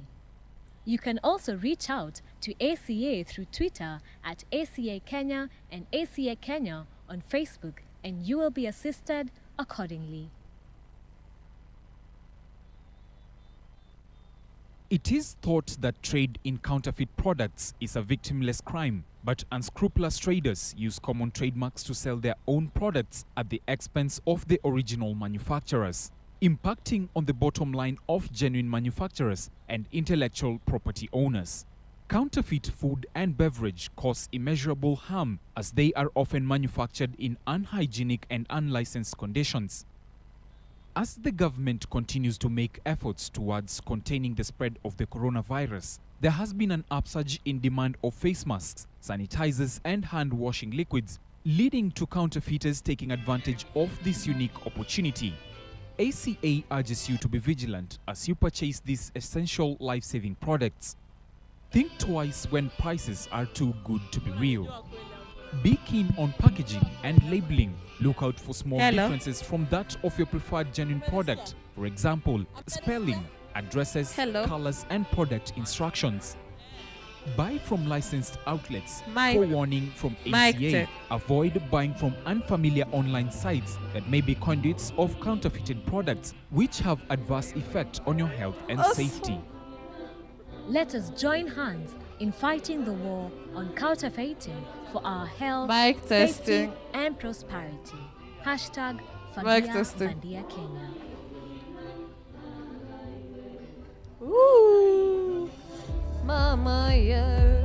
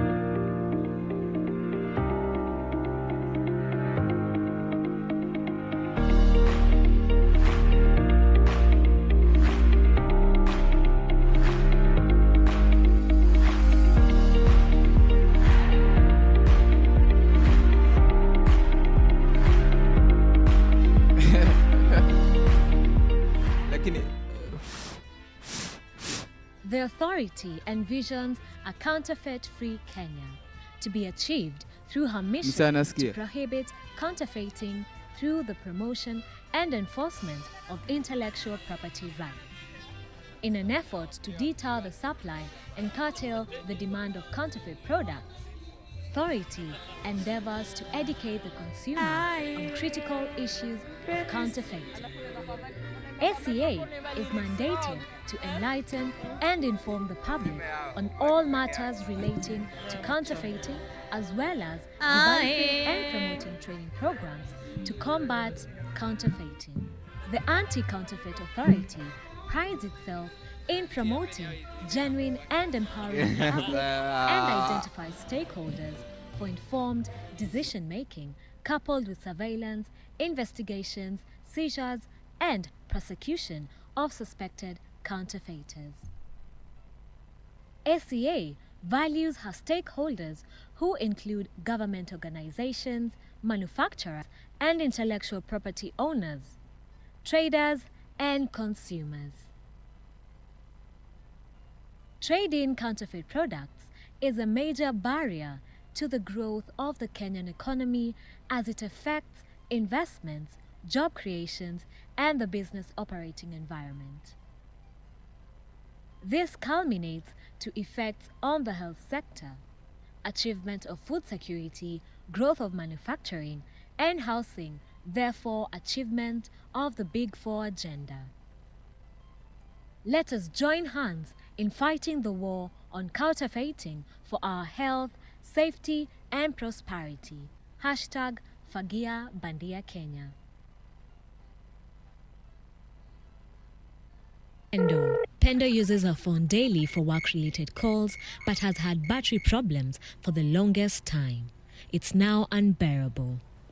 Due to the urgent need for a phone, she ends up buying from an unlicensed outlet. The phone malfunctioned and she decides to return the device where she was told that it's non-refundable. Buy from licensed outlets. Forewarning from ACA. The Anti-Counterfeit Authority with branch and satellite offices at Jomo Kenyatta International Airport, Namanga, Mombasa, Kisumu, Eldoret, Malaba, Busia, and Isebania. Visit our website at www.aca.go.ke for more information. If you suspect that you bought a counterfeit product or have any information about suspected counterfeiting activities, please call us on our hotline 020-228-0111 or call our toll-free line at 0800-21237. Our mobile numbers are 0717-430-640 or 0733-951-375 and or email us at complaints@aca.go.ke. You can also reach out to ACA through Twitter at ACA Kenya and ACA Kenya on Facebook, and you will be assisted accordingly. It is thought that trade in counterfeit products is a victimless crime, but unscrupulous traders use common trademarks to sell their own products at the expense of the original manufacturers, impacting on the bottom line of genuine manufacturers and intellectual property owners. Counterfeit food and beverage cause immeasurable harm as they are often manufactured in unhygienic and unlicensed conditions. As the government continues to make efforts towards containing the spread of the coronavirus, there has been an upsurge in demand of face masks, sanitizers, and hand-washing liquids, leading to counterfeiters taking advantage of this unique opportunity. ACA urges you to be vigilant as you purchase these essential life-saving products. Think twice when prices are too good to be real. Be keen on packaging and labeling. Look out for small differences from that of your preferred genuine product. For example, spelling, addresses, colors, and product instructions. Buy from licensed outlets. Forewarning from ACA. Avoid buying from unfamiliar online sites that may be conduits of counterfeited products which have adverse effect on your health and safety. Let us join hands in fighting the war on counterfeiting for our health, safety, and prosperity. Hashtag Fagia Bandia Kenya.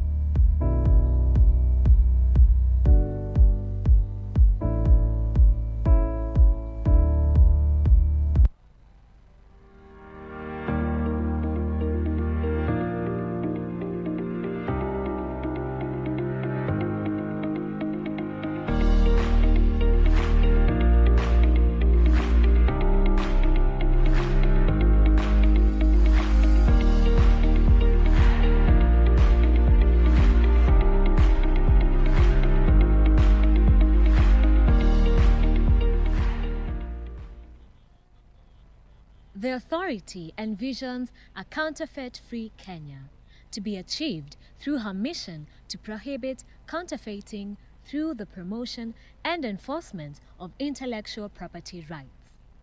In an effort to deter the supply and curtail the demand of counterfeit products, authority endeavors to educate the consumer on critical issues of counterfeiting.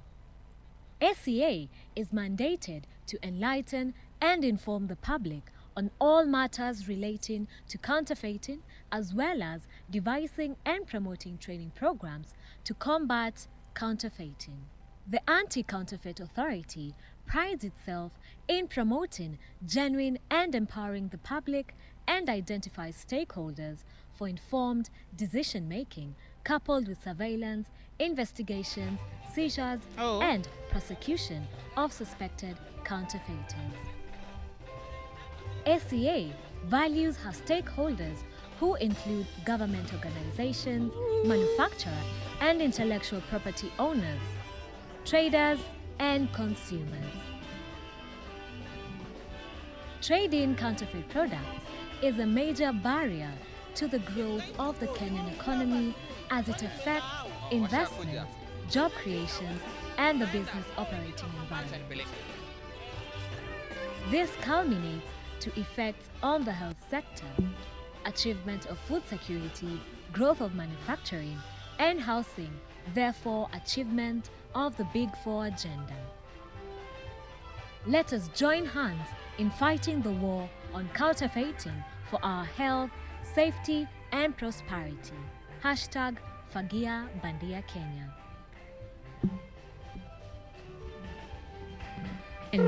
Pendo uses her phone daily for work-related calls but has had battery problems for the longest time. It's now unbearable. Due to the urgent need for a phone, she ends up buying from an unlicensed outlet. The phone malfunctioned and she decides to return the device, where she was told that it's non-refundable. Think twice when prices are too good to be real. Be keen on packaging and labeling. Buy from licensed outlets. Forewarning from ACA. The Anti-Counterfeit Authority is based in Nairobi at the National Water Plaza, 3rd floor, Dunga Road, Industrial Area, with branch and satellite offices at Jomo Kenyatta International Airport, Namanga, Mombasa, Kisumu, Eldoret, Malaba, Busia, and Isebania. Visit our website at www.aca.go.ke for more information. If you please call us on our hotline 020-228-0111 or call our toll-free line at 0800-21-237. Our mobile numbers are 0717-430-640 or 0733-951-375 and or email us at complaints@aca.go.ke. You can also reach out to ACA through Twitter at ACA Kenya and ACA Kenya on Facebook, and you will be assisted accordingly. It is thought that trade in counterfeit products is a victimless crime, but unscrupulous traders use common trademarks to sell their own products at the expense of the original manufacturers, impacting on the bottom line of genuine manufacturers and intellectual property owners. Counterfeit food and beverage cause immeasurable harm as they are often manufactured in unhygienic and unlicensed conditions. As the government continues to make efforts towards containing the spread of the coronavirus, there has been an upsurge in demand of face masks, sanitizers, and hand-washing liquids, leading to counterfeiters taking advantage of this unique opportunity. ACA urges you to be vigilant as you purchase these essential life-saving products. Think twice when prices are too good to be real. Be keen on packaging and labeling. Look out for small differences from that of your preferred genuine product. For example, spelling, addresses, colors, and product instructions. Buy from licensed outlets. Forewarning from ACA. Avoid buying from unfamiliar online sites that may be conduits of counterfeited products, which have adverse effect on your health and safety. Let us join hands in fighting the war on counterfeiting for our health, safety, and prosperity. Hashtag Fagia Bandia Kenya.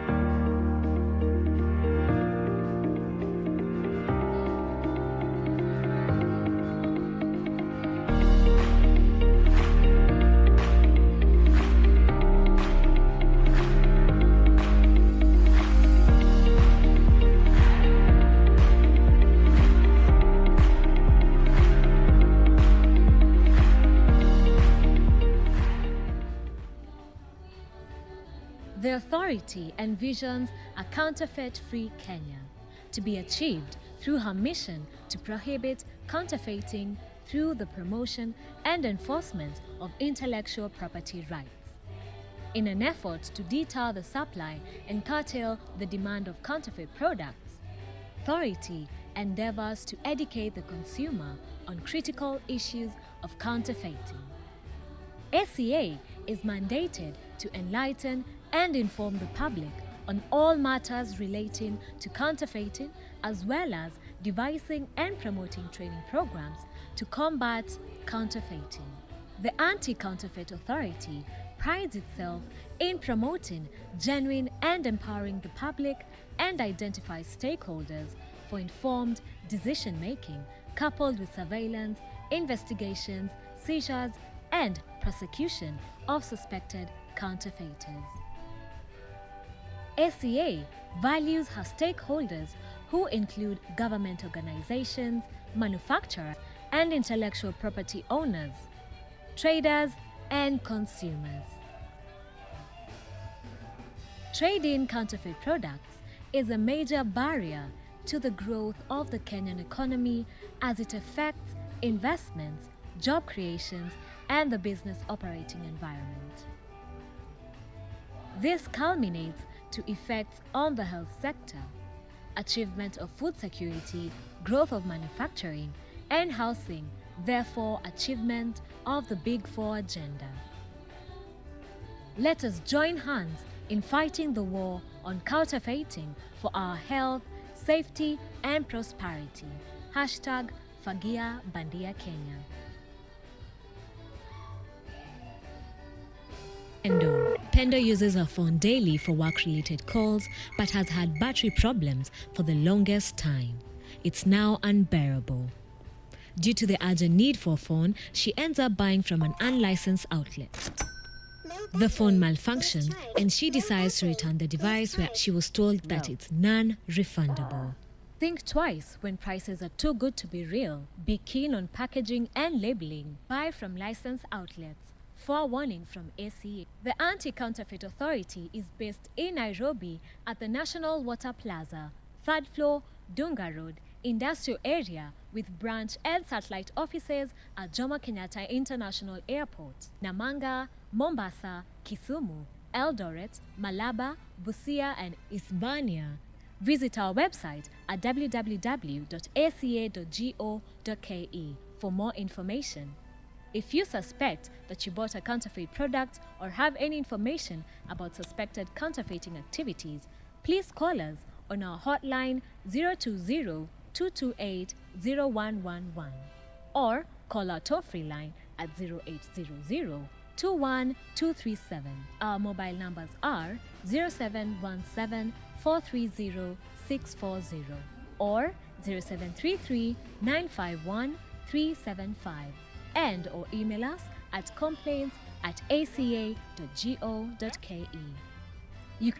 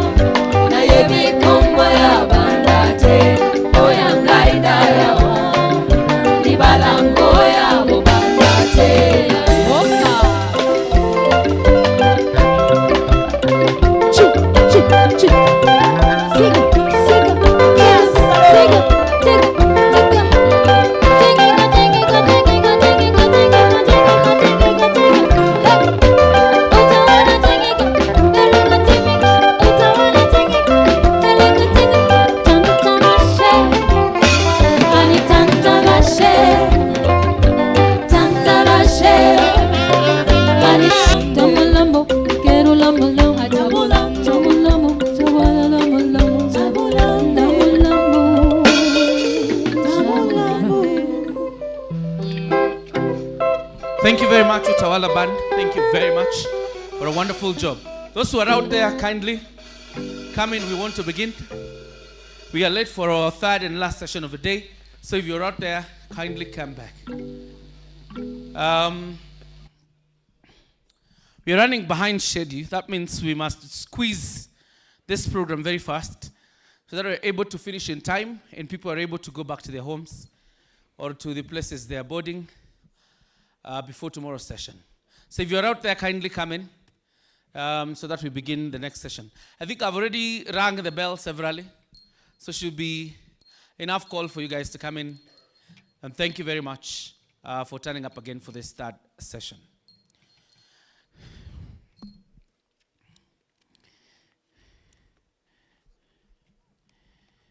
The upcoming session is on the IP, or intellectual property in stimulating digital-driven economies, the media innovations nexus. And to lead us through this program is Maina Mwirori, the immediate former chairperson of the Media Council of Kenya. Ladies and gentlemen, let's put our hands together as we welcome Mr. Maina Mwirori, the chairperson, the former chairperson of the Media Council of Kenya. Welcome, sir, and get charge of the program.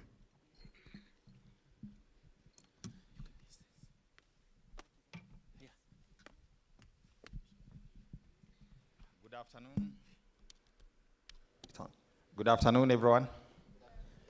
Karibuni. You can ring the bell again so that we have a full house. I will get out there and ring once more. Yes. Continue. As you've said, we'll keep the sessions short so that we finish. We are on the short end of the day so that we finish before the day is over. The sub-theme for this afternoon, already listed there, is IP in stimulating digital-driven economies, the media innovations nexus. Some of the speakers are from the media. I'm from the media myself. We'll start with the presentation of the research paper by Godfrey Chidi. Is he with us?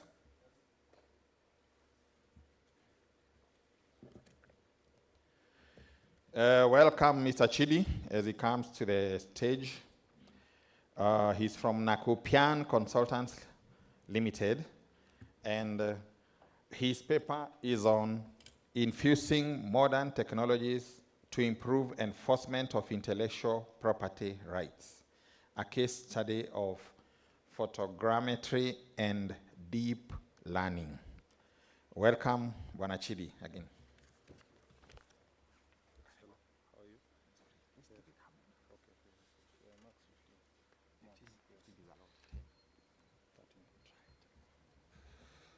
Okay, hamjambo leo. Yes, kwa majina naitwa Godfrey Chidi. I'm called Godfrey Chidi Ejiofor from Nakuplan Consultants, which is based, it's an urban planning fraternity and company with over 20 years of experience. We are located in Nakuru, along Government Road, near the courts. What we really deal in is urban planning, digital topography, development plans, and with my 3 years working at the farm, I have come up with several observations that can be used to counter the illicit trade called counterfeiting or infringement of intellectual property rights. So my topic today was infusing modern technologies to assist in enforcement of intellectual property rights, a case of photogrammetry and deep learning. To make it simple, photogrammetry is simply a technique where we take several 2D aspects of a photo, use computer programs to stitch them up and create a 3D impression or a model. The most important aspect about it is it's quite interesting that we have to crop images and also stitch them together to achieve an end goal. A good understanding is also 3D scans. 3D scans is where we use laser technology to now create 3D models. There are some advantages and disadvantages with it. The first advantage is while using photogrammetry, capturing small images like pyros or a watch tends to be difficult. It doesn't have clarity in it. But the good thing about 3D scans, it can do for both small and large, depending on your project. Deep learning. So the agenda for today will go through, sorry about that. We'll go through the introduction, which we are currently in. Now, 3D data, as I've explained, we can get it either through photogrammetry and using 3D scans. And previous studies have also been done about this. Now, I'm going to list some advantages regarding which I have done. Now, let's explain deep learning. Before we get into deep learning, we have to understand AI. AI is the process of teaching a platform that can be able to replicate what humans, or basically human intelligence. Human intelligence is the process of maybe problem solving. We can also learn and detect or classify whatever we are doing. So once we do that, we now go to machine learning, which is a subset of AI. Then we have deep learning. Deep learning is quite interesting because it resembles the human brain, where the human brain is interconnected with neurons. And with this, there's a technique called Siamese networks that we're going to be using to now classify between counterfeit and genuine products. So Siamese networks is quite simple. It gets the ideology from Siamese twins. They are biological twins, or basically they are biological people, where they have a conjoining factor, either at the head, at the waist, at the legs. So that is all about Siamese. Now, how does it relate to this? Siamese networks is meant to simply bring about similarity comparison. Similarity comparison is we can be able to take a particular figure X and be able to bring about the idea of similarity. So let us go through the various stages or the various processes that was able to achieve this.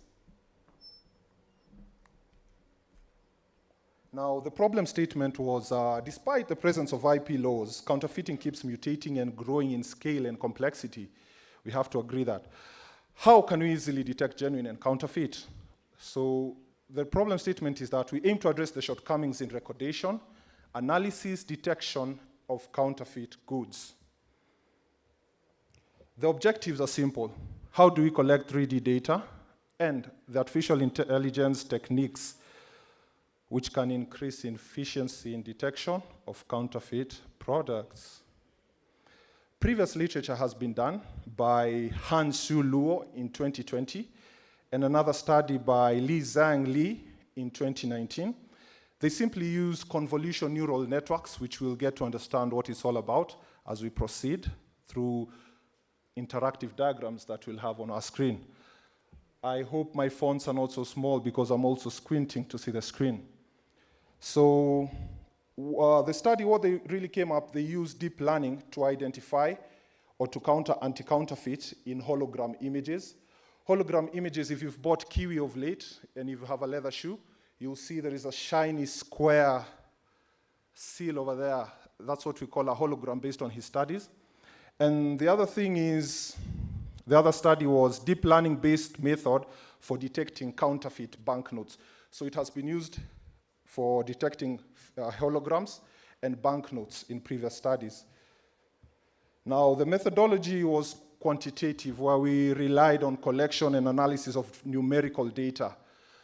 I am not really here to provide solutions of what we want, but a technological solution of what we can achieve with all these great minds here and the input after my presentation. Now, the main thing that makes it quantifiable is we identify patterns in the data that we get, the statistical significance, and the relationships. So these are the steps I took in data acquisition. as I had said or explained earlier in the introduction, where we really needed acquisition of 3D data, either through scanning or photogrammetry, and I listed the advantages, where you can also see me after this to expound further. Now, just a minute.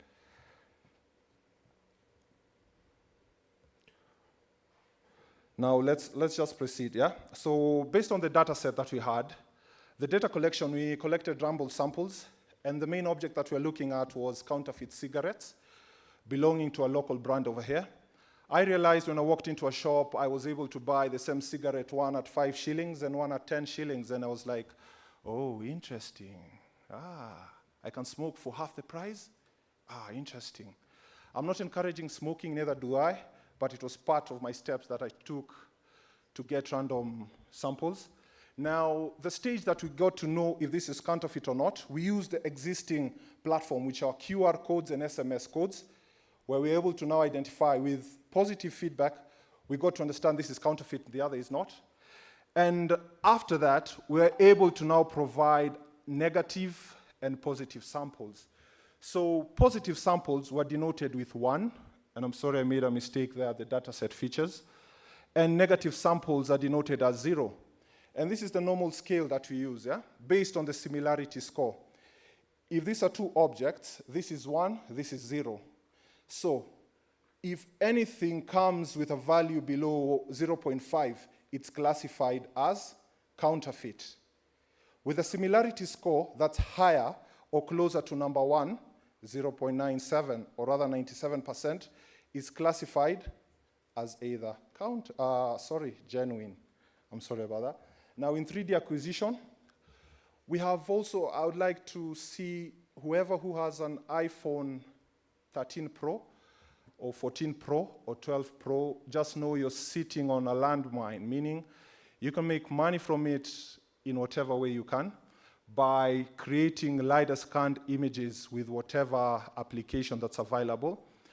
Once we did that, we also took a 3D scanner, and after that, we utilized software. We use both proprietary software, which we pay. This entails like SketchUp 3D and Autodesk in whatever format. This could be in OBJ, FBX, GLTF, GLD. So we use those software, and we use now open source software, which is Blender. I'm so sure if anybody has done 3D here is conversant with Blender. Once we achieve that, yes, we went into data labeling. Once we got the 3D scan, we were able to achieve data labeling. I had prepared an impression of a 3D, but due to the time constraint, I'll not be able to display it and show you the labeling process and how to achieve, the labeling process is basically to help us achieve training of the machine, or of the AI machine. That's what we simply call it. Now, the attributes that we choose, because it's photogrammetry and we deal with measurements of 3D impressions, we took about the diameter of the cigarette. We also took the filter length, the paper texture, the existing hologram, the logo, which can also maybe act as a trademark, and the typography and the images on it. The tools, I've said, Blender, and we also were able to test texture. The formats have been said, OBJ, GLTF, and GLB. Now, so once we label the data, I'll just like to explain some few steps about data labeling. Data labeling, we can use Blender, where we now use polygons and rectangles or bounding boxes for us to label the features with the respective attributes after measurements. So previously, I haven't said, we also did some physical tests where we were able to weigh several cigarette packets and cigarette sticks to come about to understand what's counterfeit, the difference between counterfeit and genuine. Now, this is a simple formula that we use in training or deep learning. Now, you can see from the chart above, we have 2 cigarettes. The first step is we have to take it through a convolution neural network. A convolution neural network, it simply classifies. if you put a dog and a cigarette within the same class, which we can basically give it a negative sample, it will say that the dog or the cat does not belong, is not similar to the cigarette. So that's the first line, which is labeled H1. Now the F is the process. This is the convolution neural network. Once it's processed, it becomes H1. After that, we now have to create a Z. A Z is simply a more refined platform where we subtract H1 and H2, and we're able to know the difference within it. Are they similar? So anything that's similar have close values. Anything that's different has a very wide, okay, the difference is wider, as I may say. After that, we process it through a series of dense layers to come about a scalar object. Then we also bring in the sigmoid activation function, which will now give us values between 1, as we said, that resembles it closely, and 0. Next, please. Yes, so this is just a continuation. So the parameters that we used to measure whatever we're doing based on the dimensions of texture, length, diameter, were two, the loss function and the prediction function. So the loss function, okay, as you can see below the graph, we have something written sim x1 and x2. So that's the similarity difference between x1 and x2. Then we also use prediction. While training it, we had to use the one-shot prediction scheme. If you want to know more about it, you can see me. Now, these were the results. Based on length, the Siamese networks with a similarity score was very close to 1, as you can see. The prediction was also close to 1, and the support means the number of times we've tested the algorithm, which was 15 times. Some of the limitations that I got to experience was 1. This data, or training a machine requires a very good computer with awesome GPU, because it's mostly images. So that's what we deal with, GPU, graphical processing unit. And with this, the first limitation is that my computer hanged, and we need now better PCs to achieve this. I advise my clients to use a 3.5 gigahertz. Apart from that, we also need a 16 GB RAM and maybe an M1 processor. Even Intel can work. So how can we utilize this data? First of all, when it comes to recordation, I want to read out some few things I got here.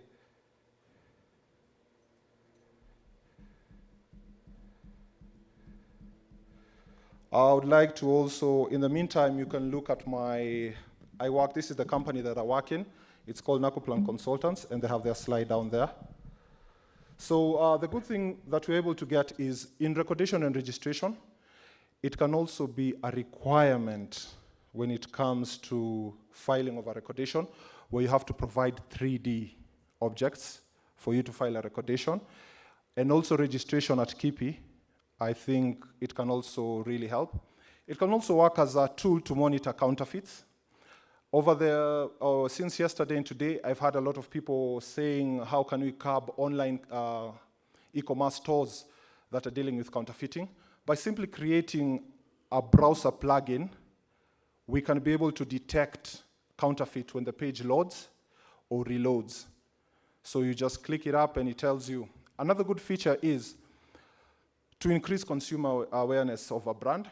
Now, if 3D data is incorporated into sensitizing the population about counterfeiting and how to curb it, let me just tell you the truth. What really hinders us is something simple. We don't have actual samples. So based on browser technology, like the model viewer and several JavaScript libraries as WebGL, we can be able to display 3D data on e-commerce stores and run our plugin. Okay, thank you. So I'm behind time, and feel free to ask questions and meet me after the symposium. Thank you.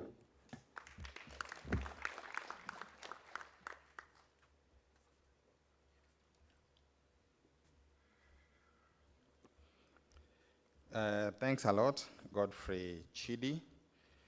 Later in the panel, when the panel sits, you'll be able to elaborate on some things that may generate a lot of interest, especially back to AI techniques and how you can use iPhone, I don't know whether you also said Samsung, to create some of those tools to deal with counterfeit. Next, our research paper presenter is Anne Gitonga of Kipra. She's there with us.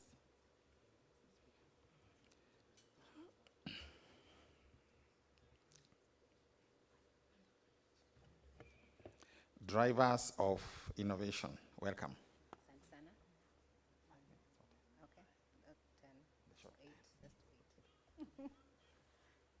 That was a negotiation about time management. I'll do my best. So, as has been mentioned, my name is Anne Gitonga. I am a researcher at Kipra, and Kipra stands for Kenya Institute for Public Policy Research and Analysis. We touch on various issues that are of social and economic benefit that inform our policy, our national agenda. So amongst the areas that we look into are innovation and basically how to ensure farm enterprise, the business environment is effective to supporting enterprises. So allow me to skip the outline so that we can save that 1 minute and just go quickly into innovation. Towards the end of the presentation, it might become slightly clearer how this is fitting in with the digital-driven economies, so bear with me. So I, again, do not want to deal with this slide because it's a bit clear. Sorry, thank you. We should know what innovation is if we're in this meeting. But basically, it's what people do to introduce new or improved products and services. And there's a lot of information on how that is defined, which we can access at a later stage. So the why innovation is important is because it actually supports different industries. It helps in enhancing production, improving sales, enhancing welfare, and supporting a number of other sectors. I think of importance is to acknowledge that there's a distinction between two types of innovation. There's process innovation, which in essence looks at how you introduce a mechanism, maybe like what was presented earlier, to enhance efficiency in your production. Then there's product innovation, which is what we tend to know, so like the phone example, again, as earlier, the product that comes out. As we undertook research, we realized that what informs the different types of innovation might vary, and therefore, how we support it from a policy point of view would need to be important. So that's basically why this study was undertaken. We also acknowledge that innovation, and this is in very many angles, innovation is a driver for industrial and economic development. You can observe this in OECD. There's a number of countries that are investing in knowledge as opposed to machinery and equipment. There's a lot of studies about that by OECD. We also acknowledge that regional and international goals such as SDG talks about industry, innovation, and infrastructure. Agenda 2063 recognizes that for Africa to be competitive and to enhance sustainable growth and sustainable growth and sustainable development, innovation is important. So maybe just to provide more context as to what or who is innovating in Kenya, perhaps you can go to the slide on the next slide. So in essence, actually, let's just go to the following slide. Let's go to the graphs. So statistically, and this is looking at two different data sets, we have observed that there's one by World Bank called Enterprise Survey that has an indication on who is innovating, because there's a question on if you've introduced a new product or service within the last 3 years. And then there's the one for Kenya, which is done by KNBS in 2016, again on micro and small enterprises. The difference is the one for Kenya, for KNBS, looks at micro the one for World Bank, the size of the firm starts at 5 employees and above. This is important. This distinction is important because Kenya, our industrial base is largely micro. So it will be very important to understand what is going on with those who employ less than 5. So basically, innovation is undertaken by MSMEs. Basically, we can state maybe 1 in every 10 take up some level of innovation. Most amongst product and process is product, but process innovation is also undertaken. You can see that also when you look at it disaggregated by sector, it doesn't seem to vary significantly. Manufacturing, retail, and other service also take product, process, and product and process innovation. This data set is looking at the World Bank Enterprise Survey. The subsequent slide, we are looking at the 2016 MSME survey. Like I said, this has some additional information that is important, which includes micro. As you most likely are aware, particularly if you're in Kenya, a good proportion of enterprises in Kenya operate informally. Although this study is not looking at the nexus between that and counterfeiting, but that's also an important aspect, policy aspect to consider. So of those who are undertaking, of those who operate informally, a good proportion also undertake innovation, as it can be seen in the yellow bar, but majority are those that are formal. However, only 25% are formal. And by formal, in this data set, it means registered by a business registration service, or actually basically registered by the government of Kenya under business registration. So that's companies, societies, partnership, and the like. So that's already important to establish. So obviously, over the years, policymakers are trying to see how to encourage innovation, because there's some evidence of a strong nexus between innovation and competitiveness that therefore contributes to sustainable industrial development. So that's why some of these issues are important. We also acknowledge counterfeit trade, sorry, there's something wrong with that slide, that bullet. Counterfeit trade stifles innovation. And another important aspect to consider is micro and small enterprises, who, I want to reiterate, account for majority of Kenya's industrial base and majority of Kenya's employment, are a good source of innovation. They're also a source of employment, goods, and products. However, even though there's innovation at that level, at these MSMEs, it's actually very low. And on top of that, of those who innovate, the proportion that get to market is even lower. Another study establishes that it's about 10%. So that means if all this is important, how then do we promote innovation? So this study, basically, let's just do the overview of the objectives instead of looking at the specific one. Basically, we're looking at the drivers innovation, particularly product vis-a-vis process innovation. We did a policy review, which is a subsequent slide. I will not go into the policies, but basically the message is there are a number of policies that did identify a number of what I would call innovation inputs, which include enhancing collaboration, R&D support, but there's still a lot of gaps. There's inefficiencies already in those policies. We can go to the next slide. And there's some gaps. Maybe I should just list some of the policy gaps. Obviously, there's no anti-counterfeit policy. This is not to say that it's required, it's to say that as a government, it's good to have the intention of the government in addressing counterfeiting, which is clearly established in a policy. The goodness of policy is it clearly brings out the different elements the government is prioritizing and how the different stakeholders will play, like the multi-agency approach that has been mentioned would have been clearly established in policy, although it eventually came to play, which is brilliant. Other gaps we notice is there's no innovation policy, there's no IP policy, there's no science, technology, and innovation policy.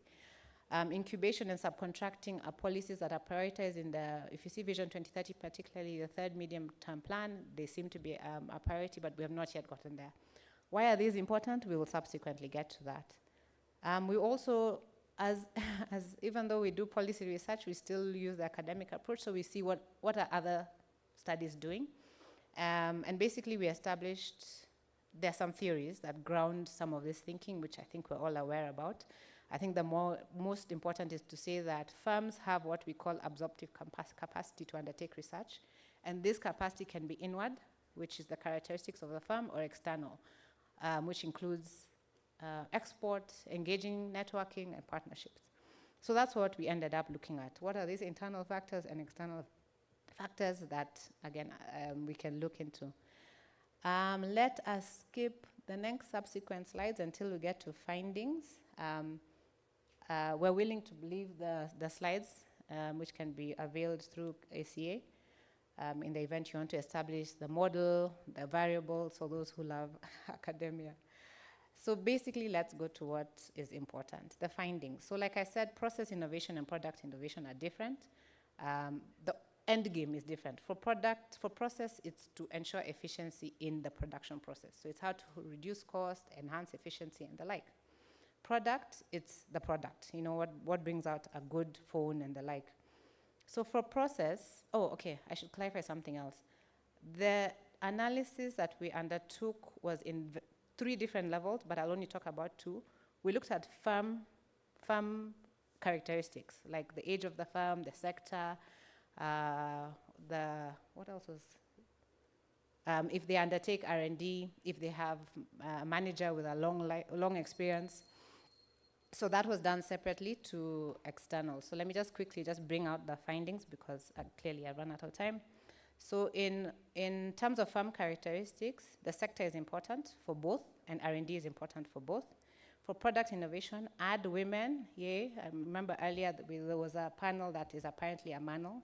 So yes, women can contribute to product innovation. Experience is also important. So this is the important one. This is now when we add the external factors. We actually established that for those who want to do process innovation, collaborations and co-development are important. For those who are doing product innovation, associations are important. And this actually came up in an earlier session where we were saying I've forgotten, Dr. It slipped my mind. Yeah, she was saying basically that it's important to join associations. This is also important for innovation point of view. So how does this link to counterfeiting and to digital? For digital, so I'll skip again because we can go to recommendations. Because of time, let's just talk about the sector. So this study found that the textile sector statistically was found to have a higher probability of undertaking process and product innovation.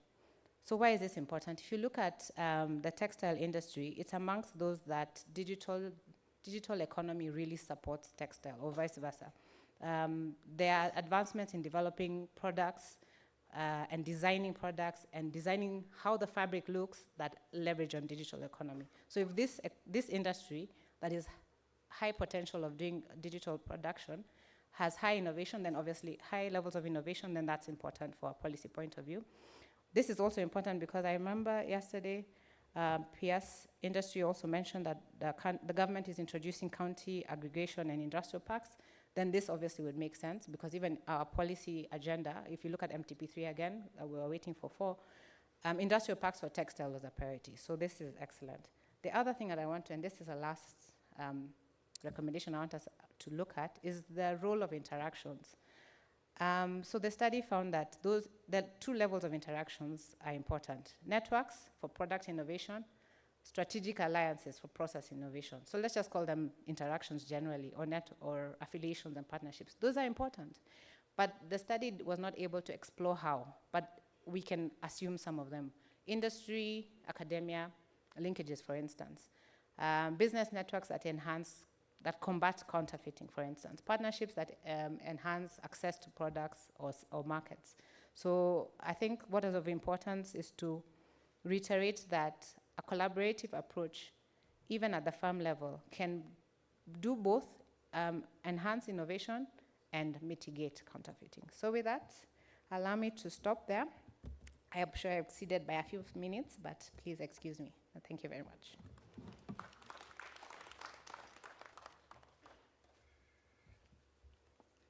Thank you, Anne.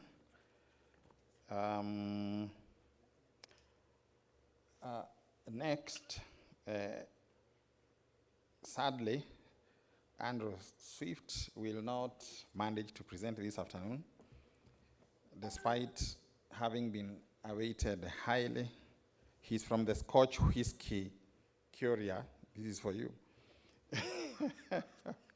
So we'll move to Richard Kawesa, Anti-Counterfeiting Network, Uganda.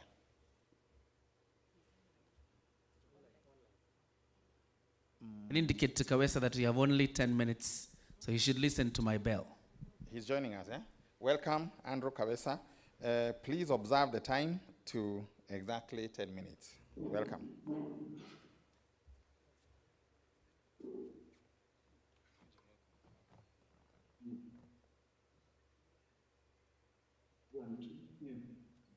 Hello. Hello. I want to make sure I'm on line and I'm audible enough.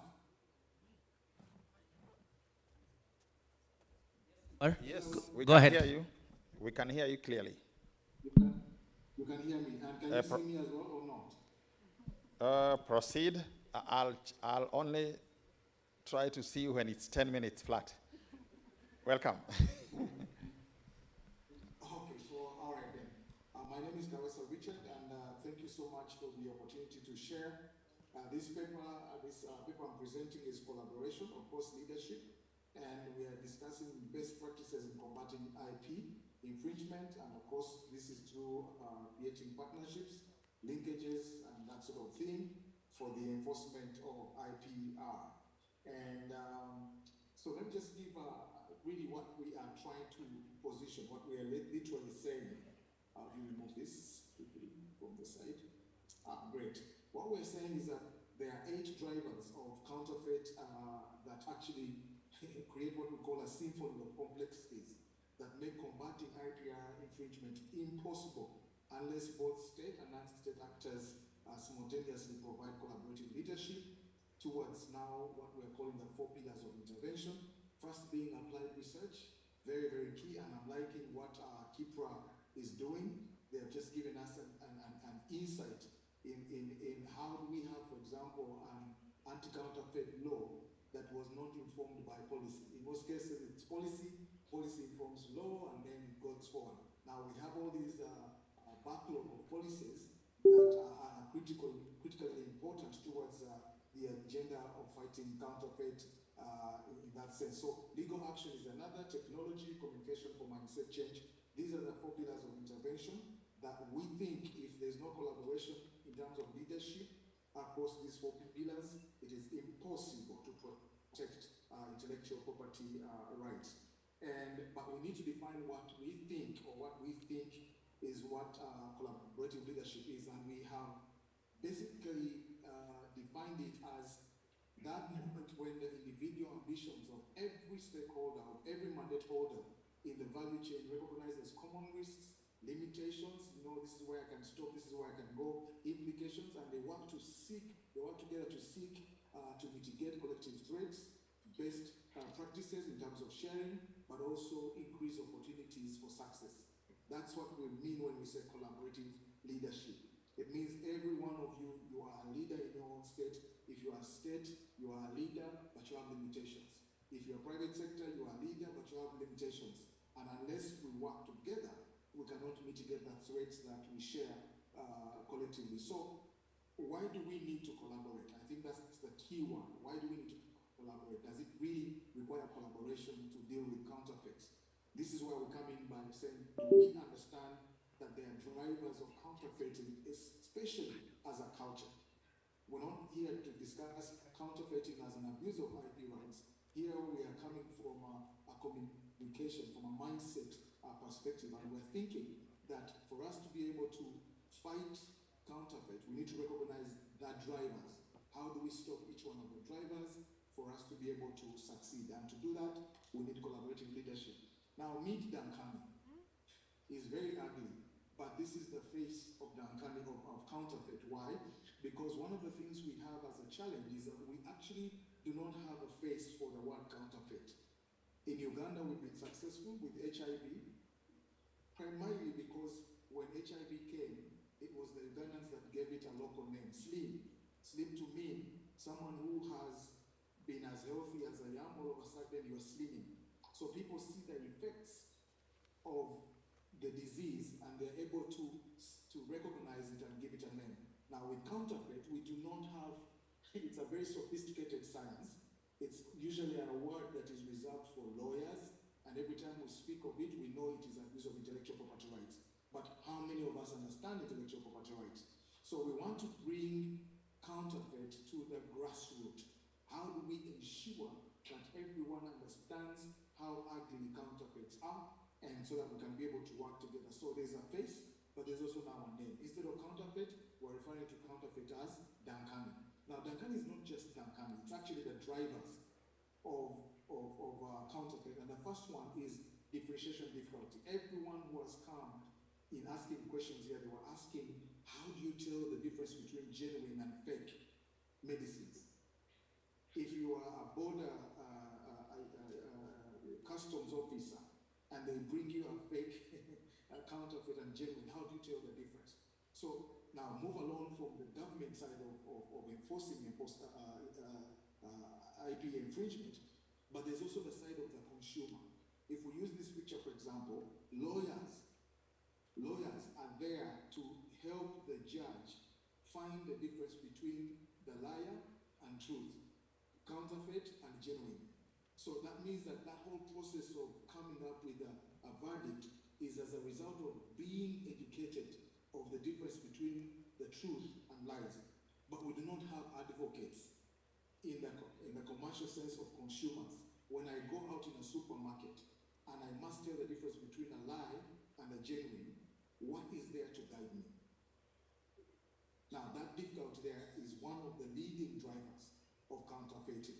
The second one is the affordability, Dankani, the A in Dankani. In the law, again, what do? We say death penalty. When there's death penalty, you have less people because they cannot afford death.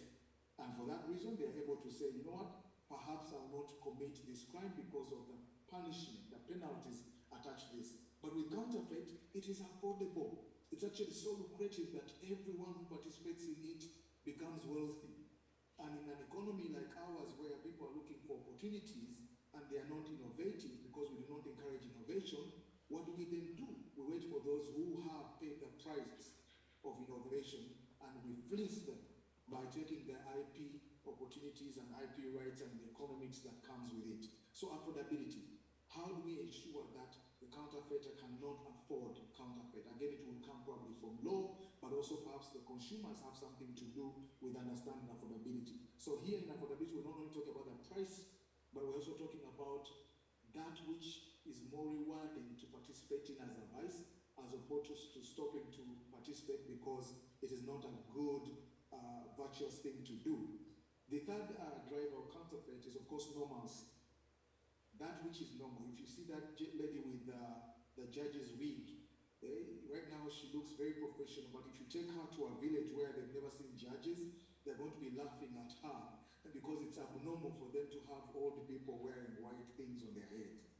So even counterfeit now, it's normal in Africa. It's something the consumer lives with. You know, the owner of IP rights in Africa now has accepted that there's nothing I can do. So this is something I live with, I have to live with. Normalcy is a driver of counterfeit. Of course, each of these drivers means that if we don't do the reverse, if we do not make it abnormal, if we do not make counterfeits unaffordable, and if we can't help people identify the differences between genuine, we cannot fight and win this battle. The other one, the third, fourth driver is convenience. Convenience, I won't go into the legal aspects of it, but what we mean by convenience is you'll find a counterfeiter on traffic lights. They're going to conveniently bring, they have a more convenient distribution network than the genuine or owners of IP rights. And therefore, how do we ensure that perhaps we use technology to ensure that the convenience issue is dealt with, the distribution network can increase convenience of genuine products versus the fake ones. Very quickly, the other C is concealed danger. This is an ugly photo of what happened in Kampala, the bomb. I will actually not dwell much on it, but when we had a bomb, the Al-Qaeda planting these bombs at a concert, When those people came to sit on these plastics, they actually came to enjoy themselves. When a consumer goes to a supermarket to purchase something they love because they've seen it on TV, they love it. They go without knowing that there's actually a concealed danger underneath what they're going to buy.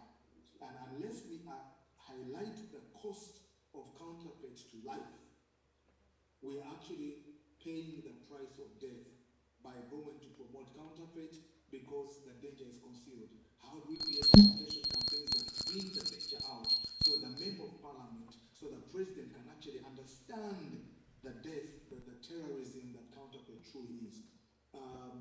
We have the seventh one, actually sixth, is the aspiration. We know how young Africa is. We push all these products in face of young people.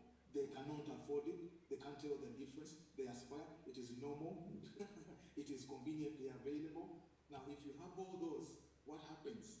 All those things are driving. I want it, but I cannot afford it.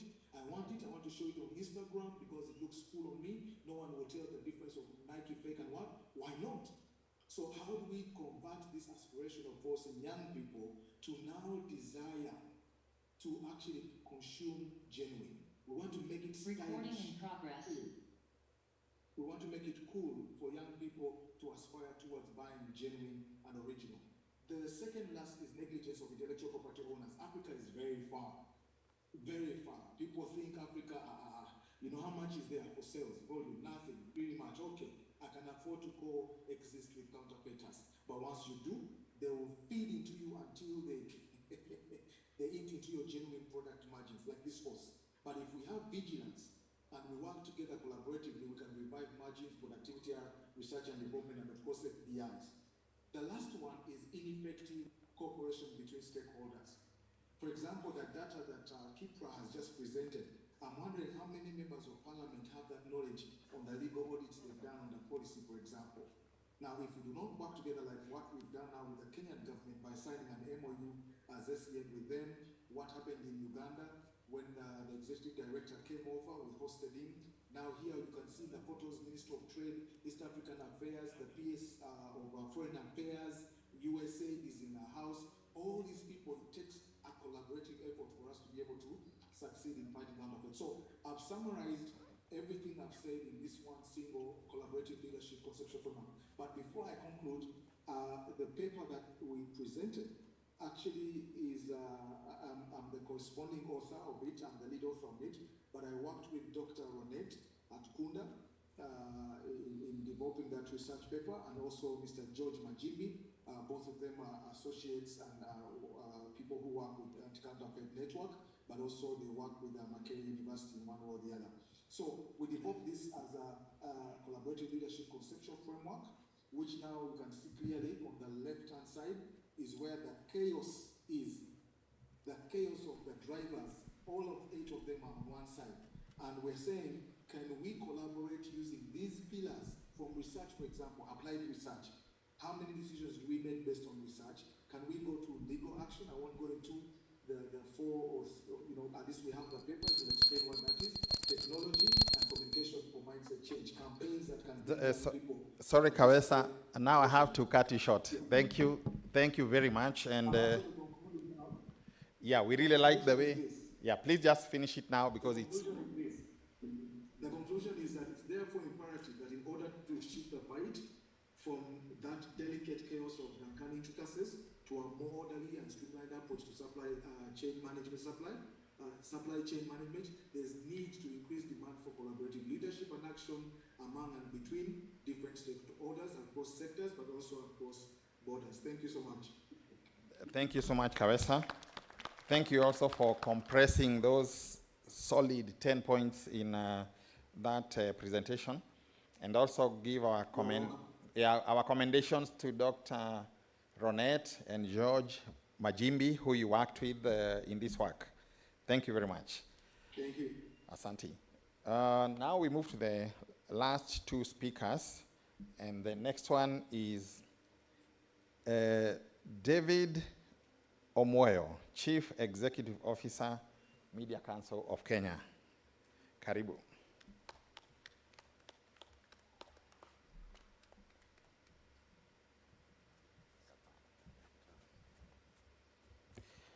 Chairman is harassing me and giving me 5 minutes. I don't know why, but I will try to make it 4. I have no presentation, just a few reflections. I was told to talk about IP in stimulating digital-driven economics, the media and innovation nexus. But specifically now, we have a new nexus where how the media can innovate itself, because traditionally, one of the things we need to understand is the role of media in public awareness and communications. We had the largest campaign in the BBC, in the UK, by the BBC in 2016, and it was an entire media campaign to let people understand the importance of intellectual property and how they can monetize that and protect them. 2017, the US followed suit. We had New York Times articles that did that.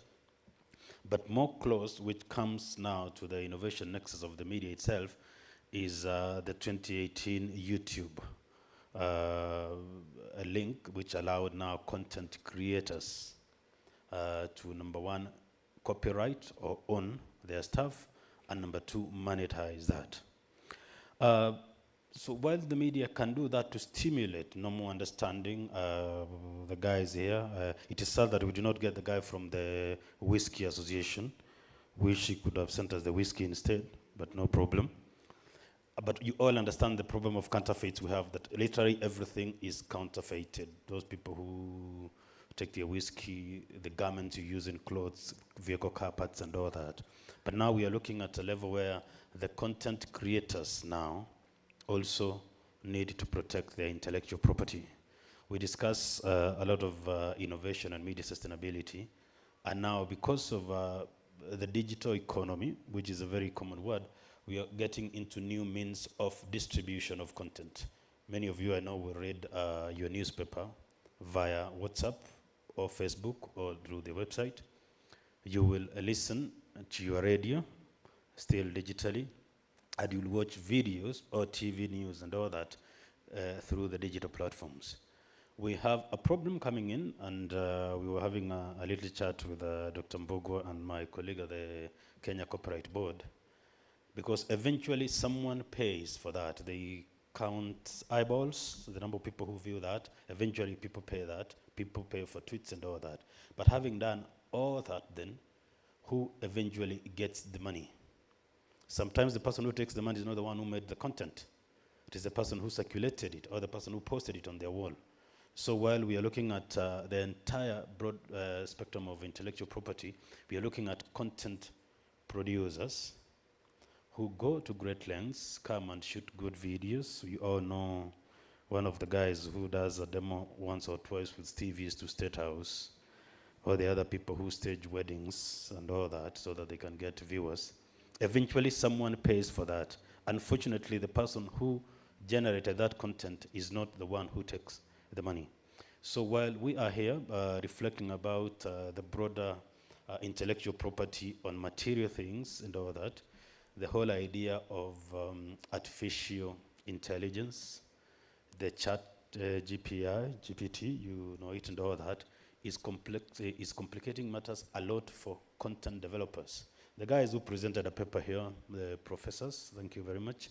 It's now very easy to counterfeit that, change a few things, ask AI software to remove the title and put yours, and very easily pass it as yours in an international conference and come back with a few dollars. So while we reflect about this, there is now the second part of the content creators, the media houses. We have people are no longer buying newspapers, but more people are reading news content. Now, if the monetizing point was the physical paper, now you have to find a way to monetize the people who consume that content digitally. So it's a reflection about the balancing the two, using the media, number one, to highlight the entire need and importance of anti-counterfeiting, and especially the risks that we were shown, the death, the cost, and the economy collapse, but also making sure that the people who develop the content themselves, how to monetize that. Because you may not understand why we do a lot of research and say how many people listen to which radio or how many people watch which TV. The media owners use that, the number of eyeballs and the number of ears, so that they can get a red card against which they make money. So if then we are getting, especially with AI now, going to be able to watch content without having the owner of the channel. I think that by now you can go home and give a command to be told the best news, primetime news today, and you'll be given a summary of all the TV stations and what news they had. That way you have used one channel and seen across content across platforms. Eventually, it costs money to develop that content.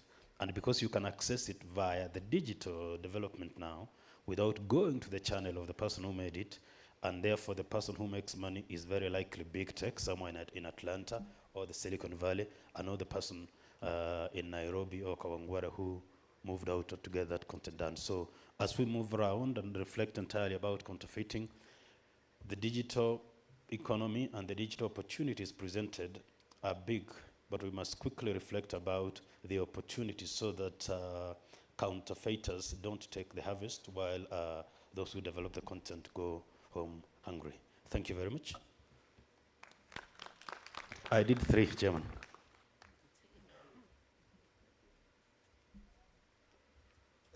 Thank you, Bwana CEO. You beat the bell like Kipyegon. You broke the record. So thank you very much. And now we move to the last presenter. I hope he's here. Professor Maina Mwangi, Chandaria Business Incubation and Innovation Center, KU. Karibu.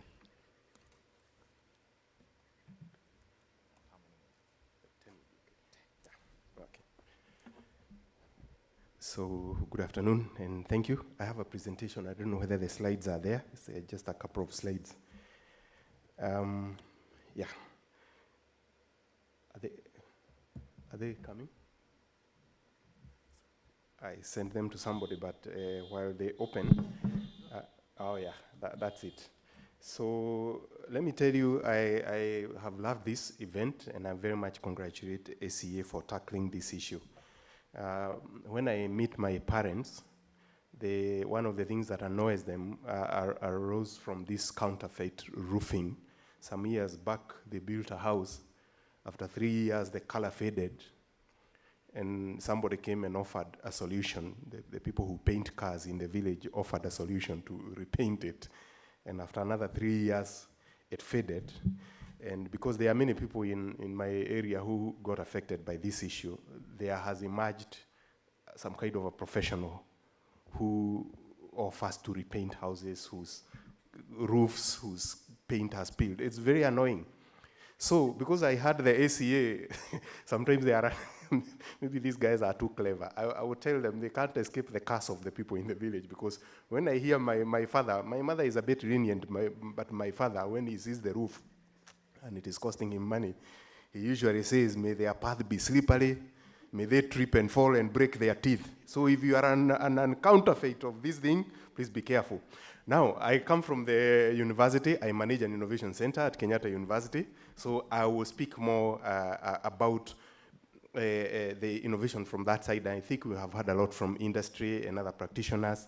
And I will tell you, I wish we had statistics on the IP that we are talking about protecting and managing in Kenya. How much of that is really locally developed and generated? I think if we were to truly analyze, we might find that a lot of the products that we are counterfeiting, the IP originated or belongs to other people from outside. And therefore, when we talk about how we can apply IP to stimulate, whether it is digital-driven economies or just normal general economic growth, we need to do more as a country.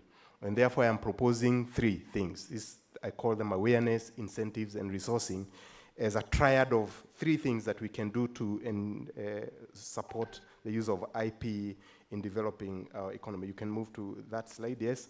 So one thing is, there's a bit of research which is being done in our research institutions, not just the universities, but there are many. There's Akina Kemri, Karo, many research bodies in Kenya.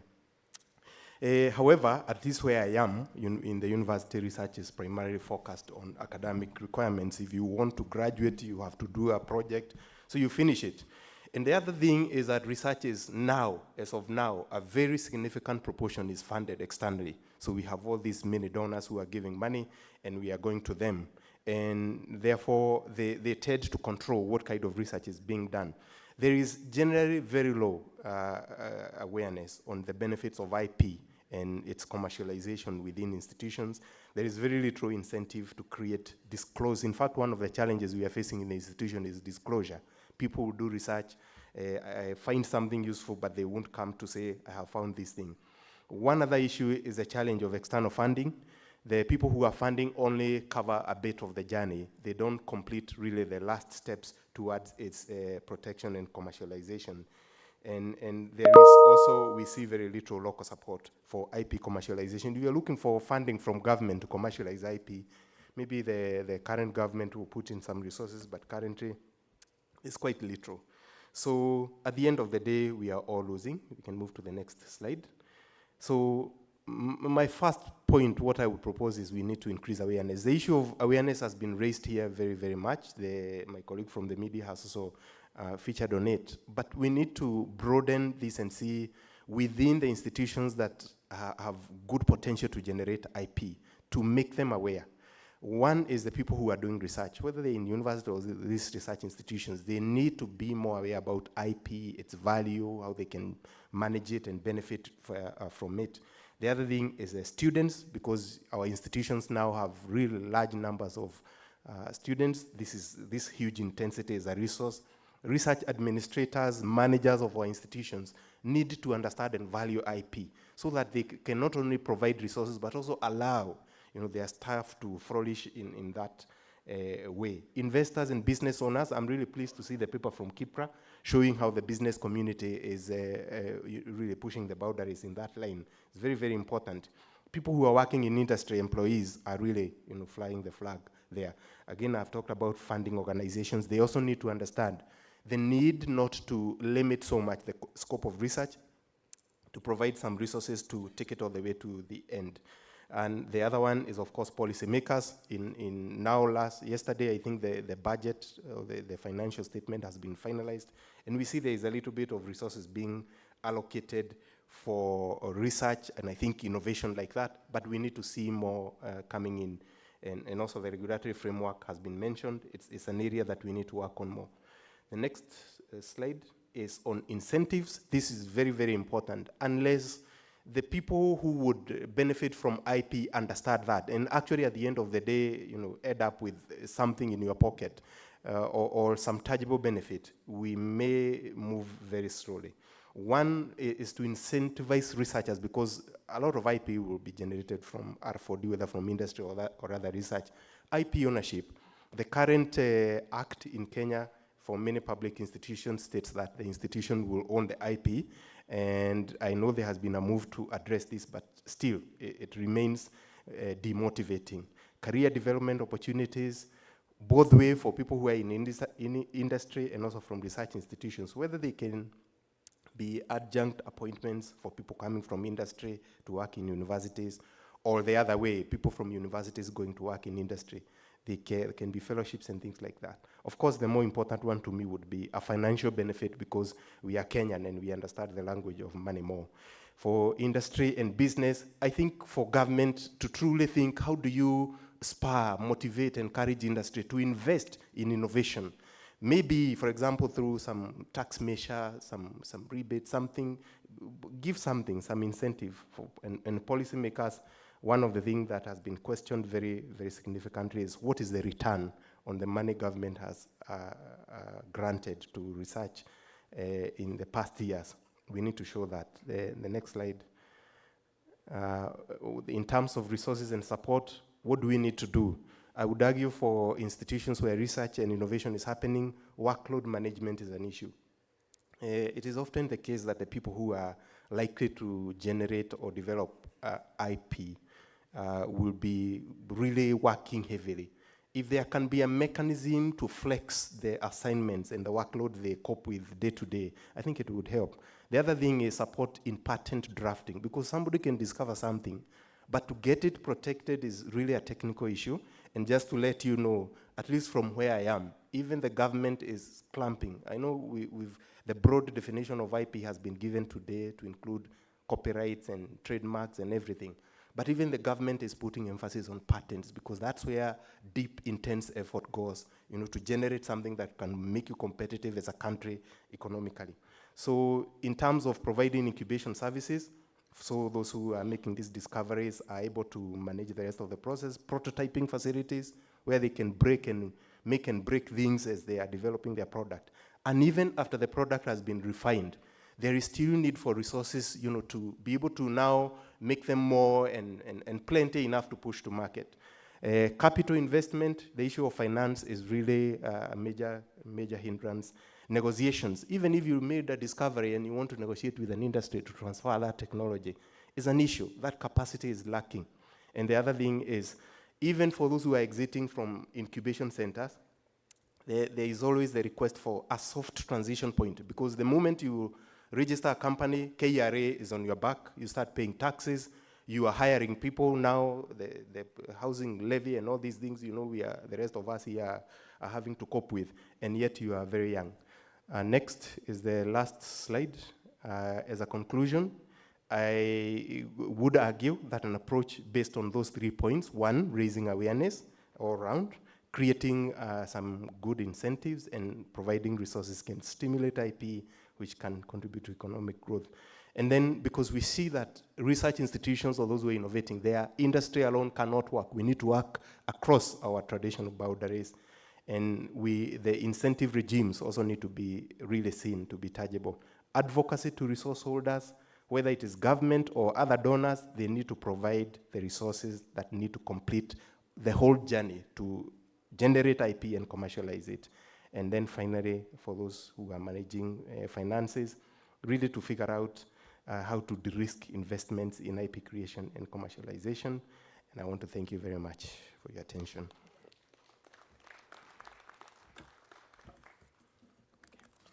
Thanks a lot, Prof. Please don't go now. Let's occupy our seats here for the panel. CEO, please join us here. Let's join Anne. We are joining you, and you could neutralize the manel by sitting at the center.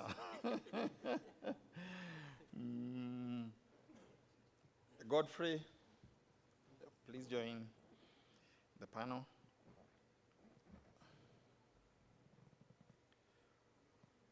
We have Godfrey and we cannot manage to bring on Kawesa.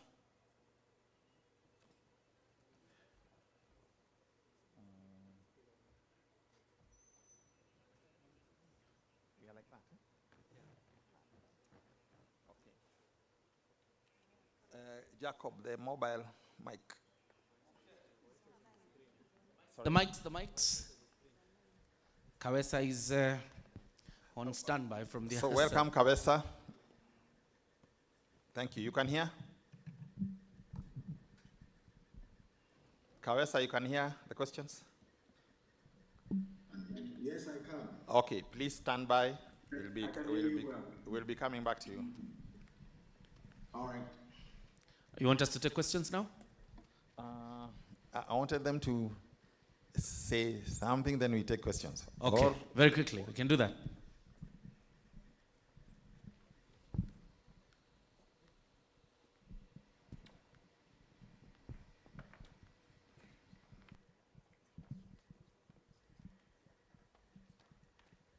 So, Jacob, what we'll do, let's take questions.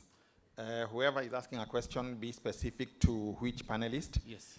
And then the panelists have the liberty to add something, maybe very short, they may have left out. All right. So where are we taking questions from? If you have a question, you raise up your hand. You're directing it to the panelists. Inakaa watu wa maswali walienda. Oh, there's one here. Bring the mic here. Give me one. So that we roam with it. Thanks.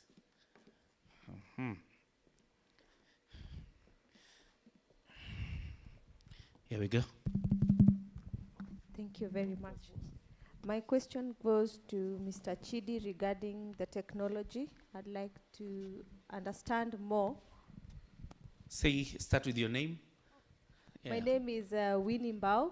I'm from East African Cables, and I'd like to thank ACA for the work they've been doing and also for organizing the forum. We've seen some successes. Now, I'm more interested on the technology that will aid in curbing this menace. I wanted to learn more about the LiDAR, right, Mr. Chidi, and how it can be used within the IPR value chains. Am I too optimistic to think that if I was to standardize my product and just patent it as it is, there is a future that we will have one day someone using their phone to verify that the product I have made has come directly from my manufacturing facility? Fantastic.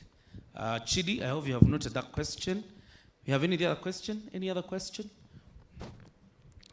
Did somebody? There.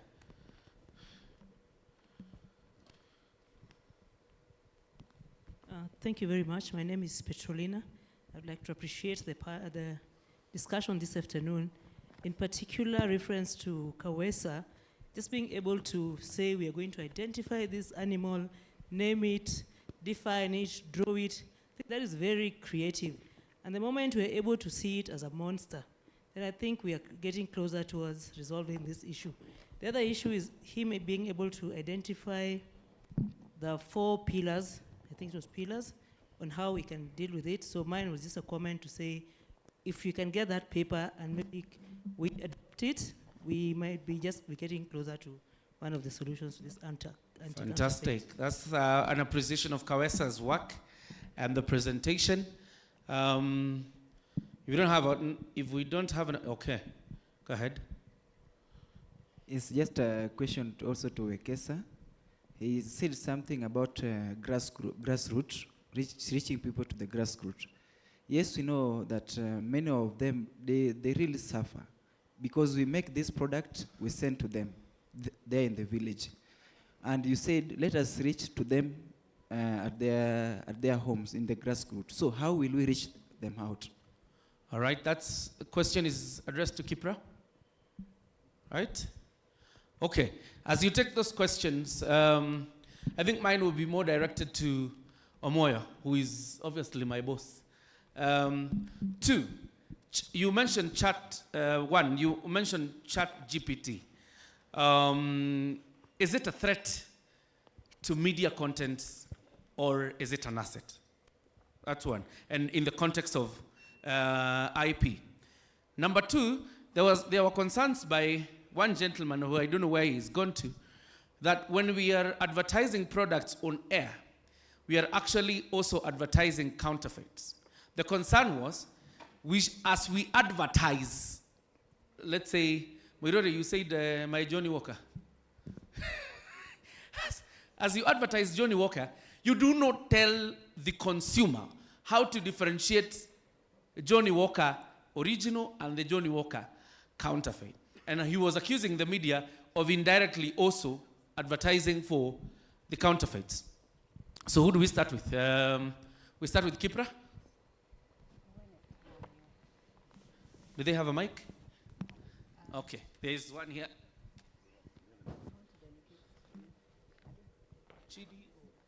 Okay. Hello. Habari yenyu once more. How is everybody? Okay, I hope you can smell what I'm hearing. Yes? So let's now go. Oh, you're asking from Ms. Mbao regarding LiDAR technology. So LiDAR is an initial, and I would like you to Google it. Is anybody in the panel who wants to Google what LiDAR is? Please, I would like you to Google it and provide feedback fast.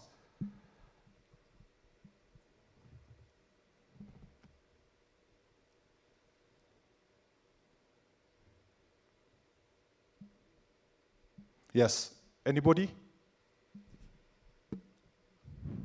Who are the Googlers? Use chat GPT.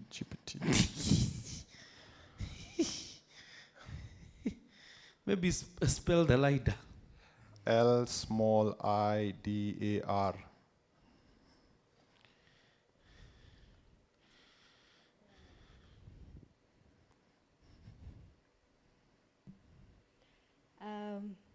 Light detection and ranging, or laser imaging detection and ranging?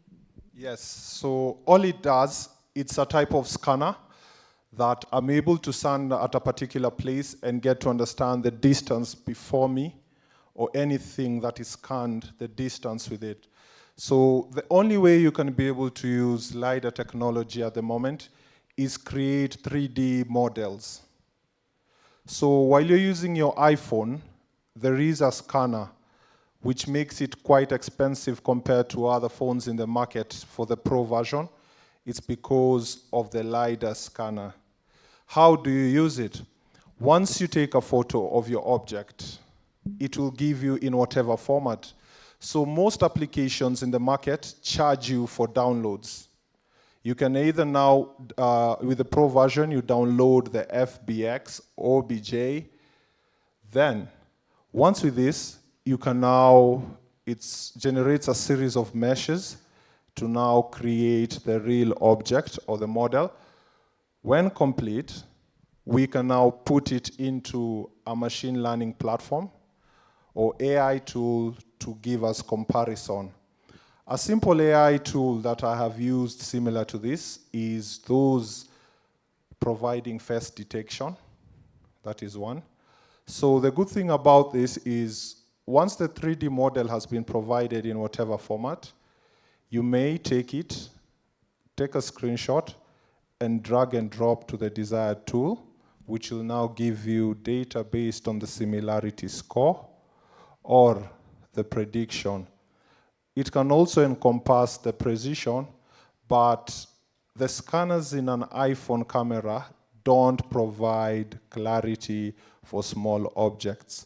It's good for indoor mapping and also basically detection of any human being within a building, yeah? Mm-hmm. So thank you. All right, thank you. Kipra?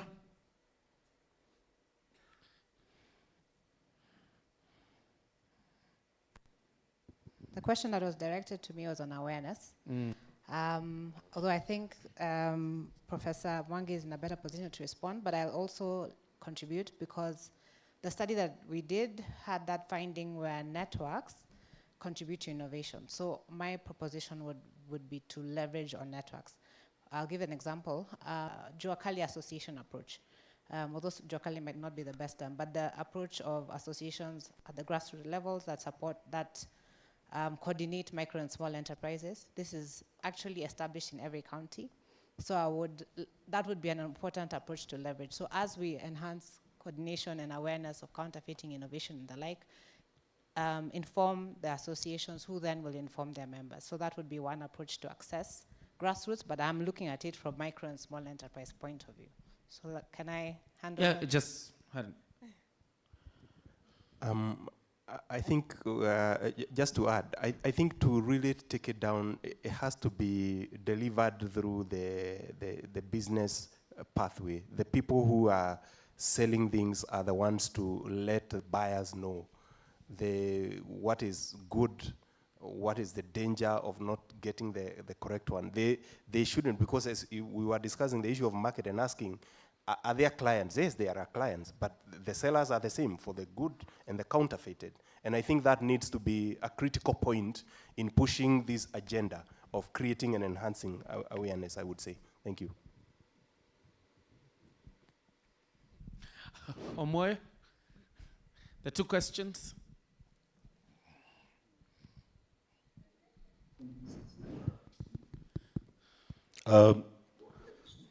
AI, that ChatGPT, like any other innovation, has its advantages and disadvantages. You all know that with the rise of mobile money transfer, that is a Kenyan M-Pesa and online banking, I think De La Rue closed shop.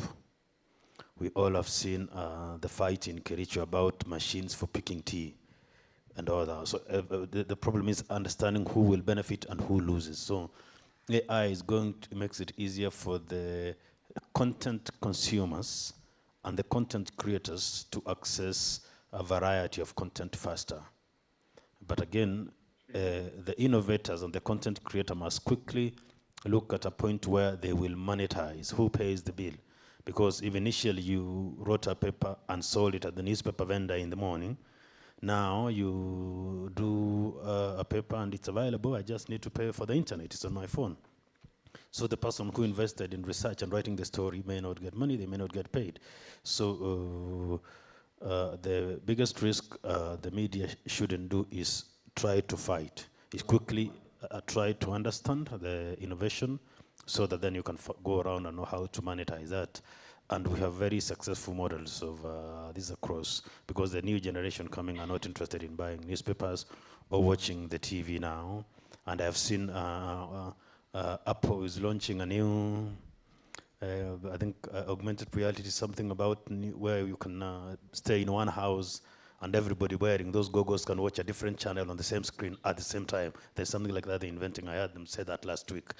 So it's now the duty of the people who make their bread and butter from selling content, from making and selling content, to find out how to protect the intellectual property and which point do they have the pay points. Otherwise, the people will be able to access this without having to pay. And so then the media, if you rely on subscriptions and all that, then that way the media will suffer a bit. Thank you. There was a question of advertising and whether we are advertising counterfeits indirectly. It is not the work of the media. You bring an advert and the media runs the advert. It is the work of people, beginning the ACA here, Dr. Mbugwa, to do a campaign on counterfeits. Deliberate public information campaigns about intellectual property, the effects of counterfeits, the money people are losing, how criminal networks are benefiting and all that. It is not the work of the media. If someone is advertising this water, they just advertise the water. The media cannot start installing gadgets to test whether the water is real or bad, because the media only advertises the water, not sells the water.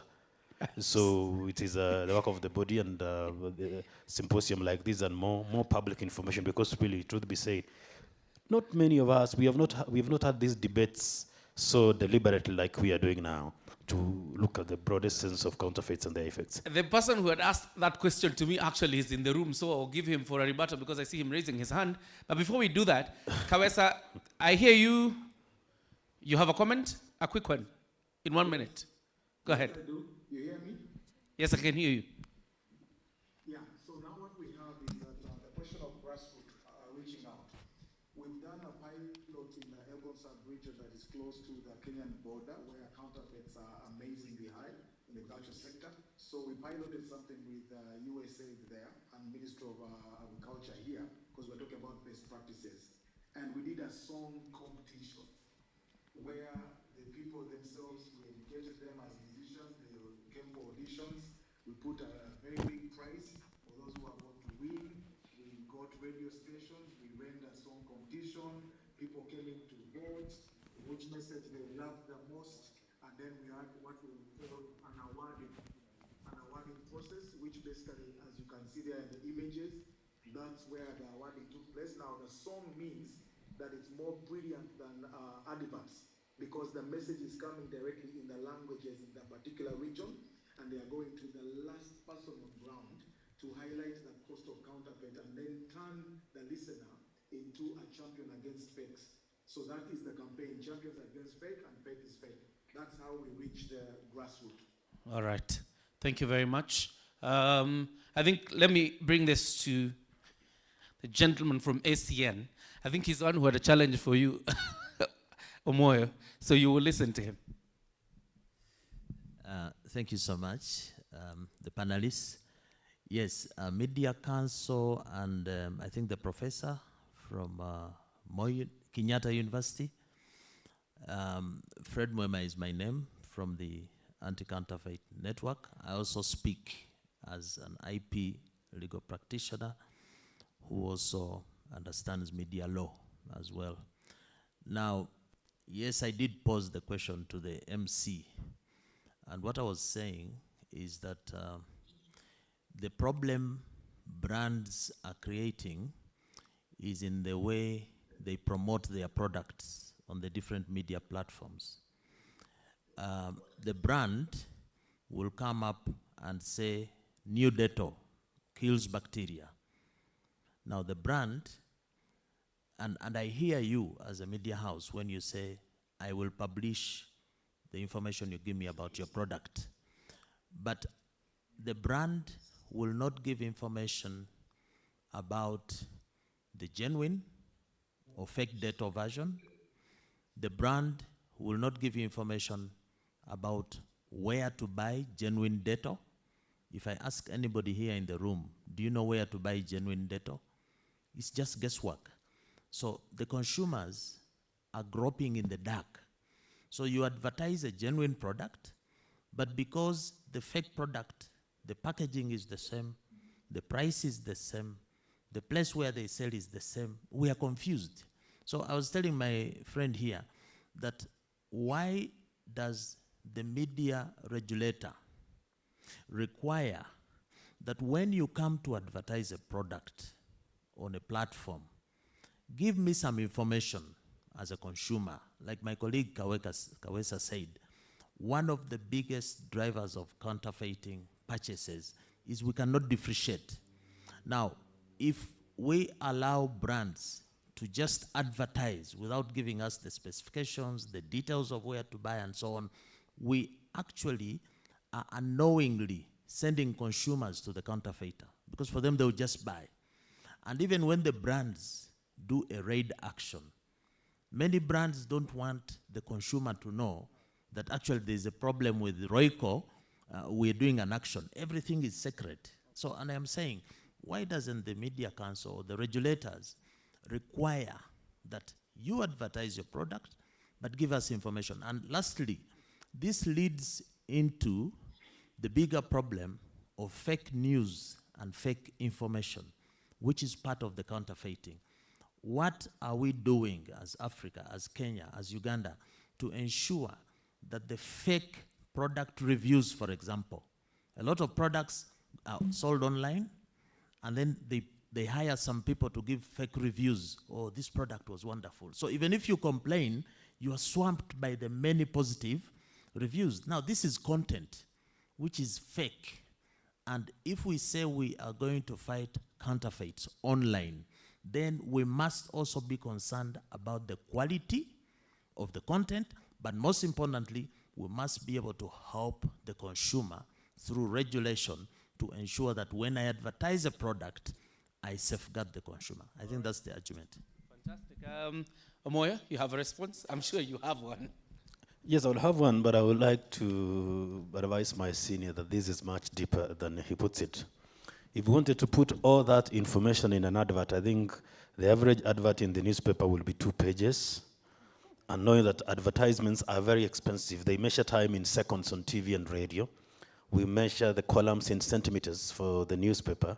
And if you're going to put all that and then require the manufacturers of Royco to list all the shops in Kenya where original Royco is found, and I don't know whether that will be the standard syllabus that a new shop cannot start stocking Royco the next day now, it can get quite complex. Number 2, regulating the internet. We only regulate internet handles, social media handles of the media houses we deal with. But otherwise, the internet, as you know, is a wild forest there where everybody comes in. And you must be very careful about balancing the freedom of expression and regulation. I know it's a challenge. We have Europe prefers regulation. The US prefers to let people express themselves. It is not that easy like now we want to move around and scout for fake adverts and fake reviews and fake accounts, because we even have bots, fake accounts that can do reviews and all that. And we're getting into, as I said now, AI, which is going to be reviewing for you and giving you a report and all that. And you can make AI to say lies or speak the truth.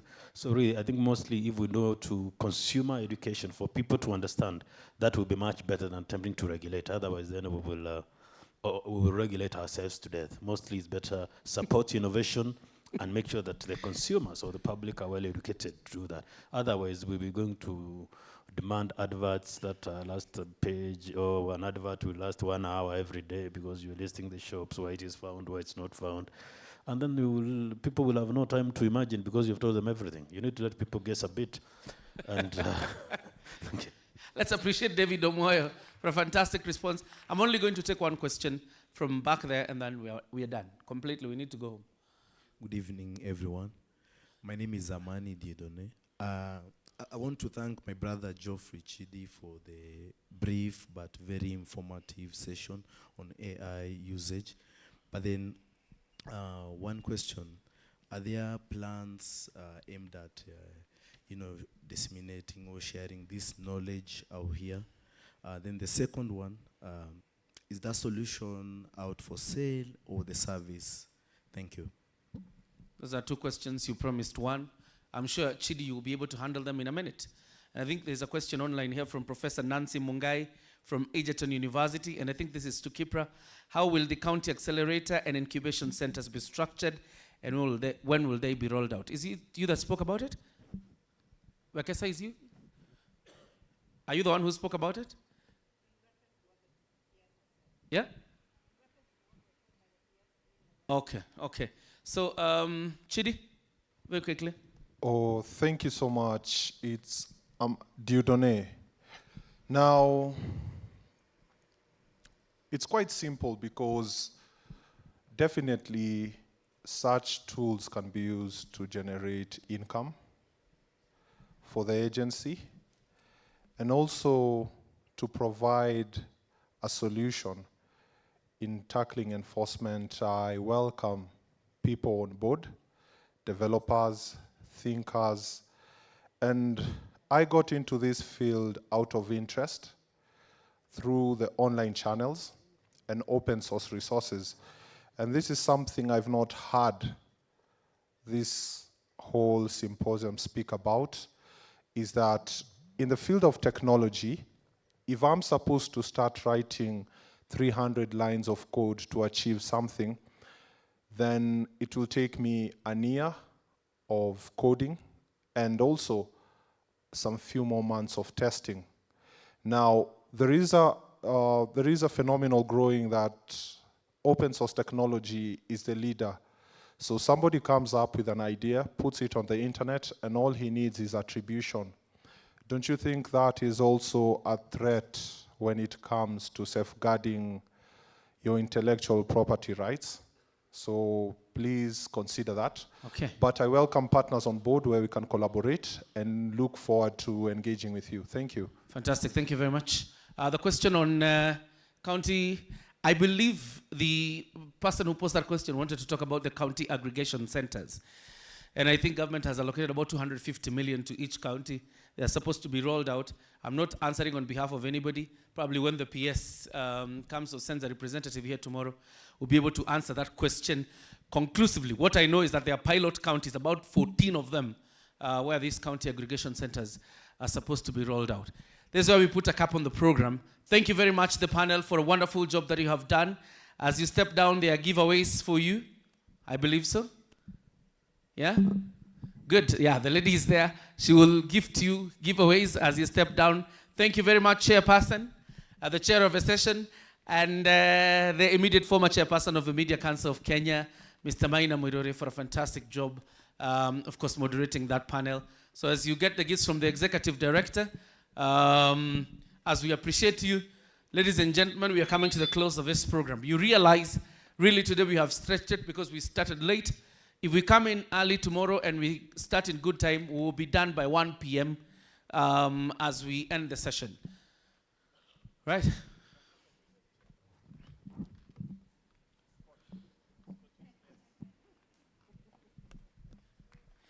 So Agnes, don't leave before we pray. Agnes will do the closing prayer as usual.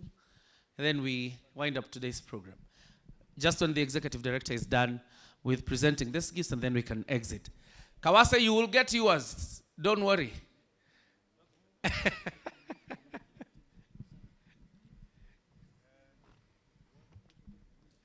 Maybe as the ID gives, today we'll have Osman to close for us with a word of prayer. Oh, fantastic. So he can brace himself for that. And tomorrow, we might have a little bit of gender insensitivity in one panel to balance the one of today, a ladies only. Okay. Very good deliberations to look forward to, including the artists as per program. Let's be here in good time, as MC says, so that we also leave in good time to go and listen to the budget. Over to you, Osman, as ED finishes.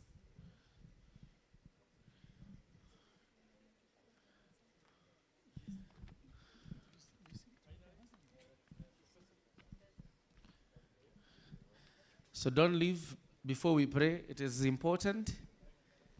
And now that the ED is done, I'll ask all of us to stand up as we do a word of prayer led by Osman. Thank you. Let's stand up and pray.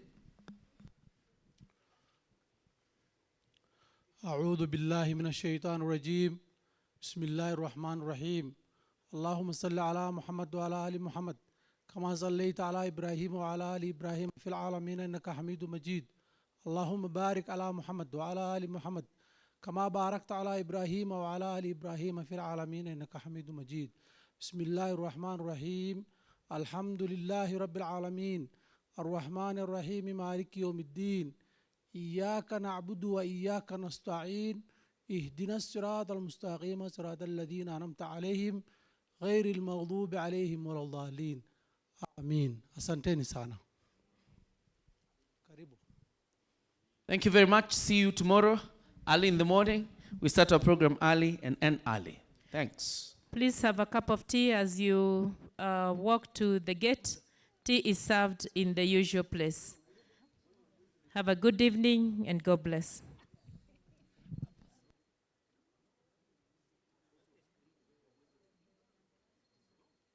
Of the original manufacturers, impacting on the bottom line of genuine manufacturers and intellectual property owners. Counterfeit food and beverage cause immeasurable harm as they are often manufactured in unhygienic and unlicensed conditions. As the government continues to make efforts towards containing the spread of the coronavirus, there has been an upsurge in demand of face masks, sanitizers, and hand-washing liquids, leading to counterfeiters taking advantage of this unique opportunity. ACA urges you to be vigilant as you purchase these essential life-saving products. Think twice when prices are too good to be real. Be keen on packaging and labeling. Look out for small differences from that of your preferred genuine product. For example, spelling, addresses, colors, and product instructions. Buy from licensed outlets. Forewarning from ACA. Avoid buying from unfamiliar online sites that may be conduits of counterfeited products which have adverse effect on your health and safety. Let us join hands in fighting the war on counterfeiting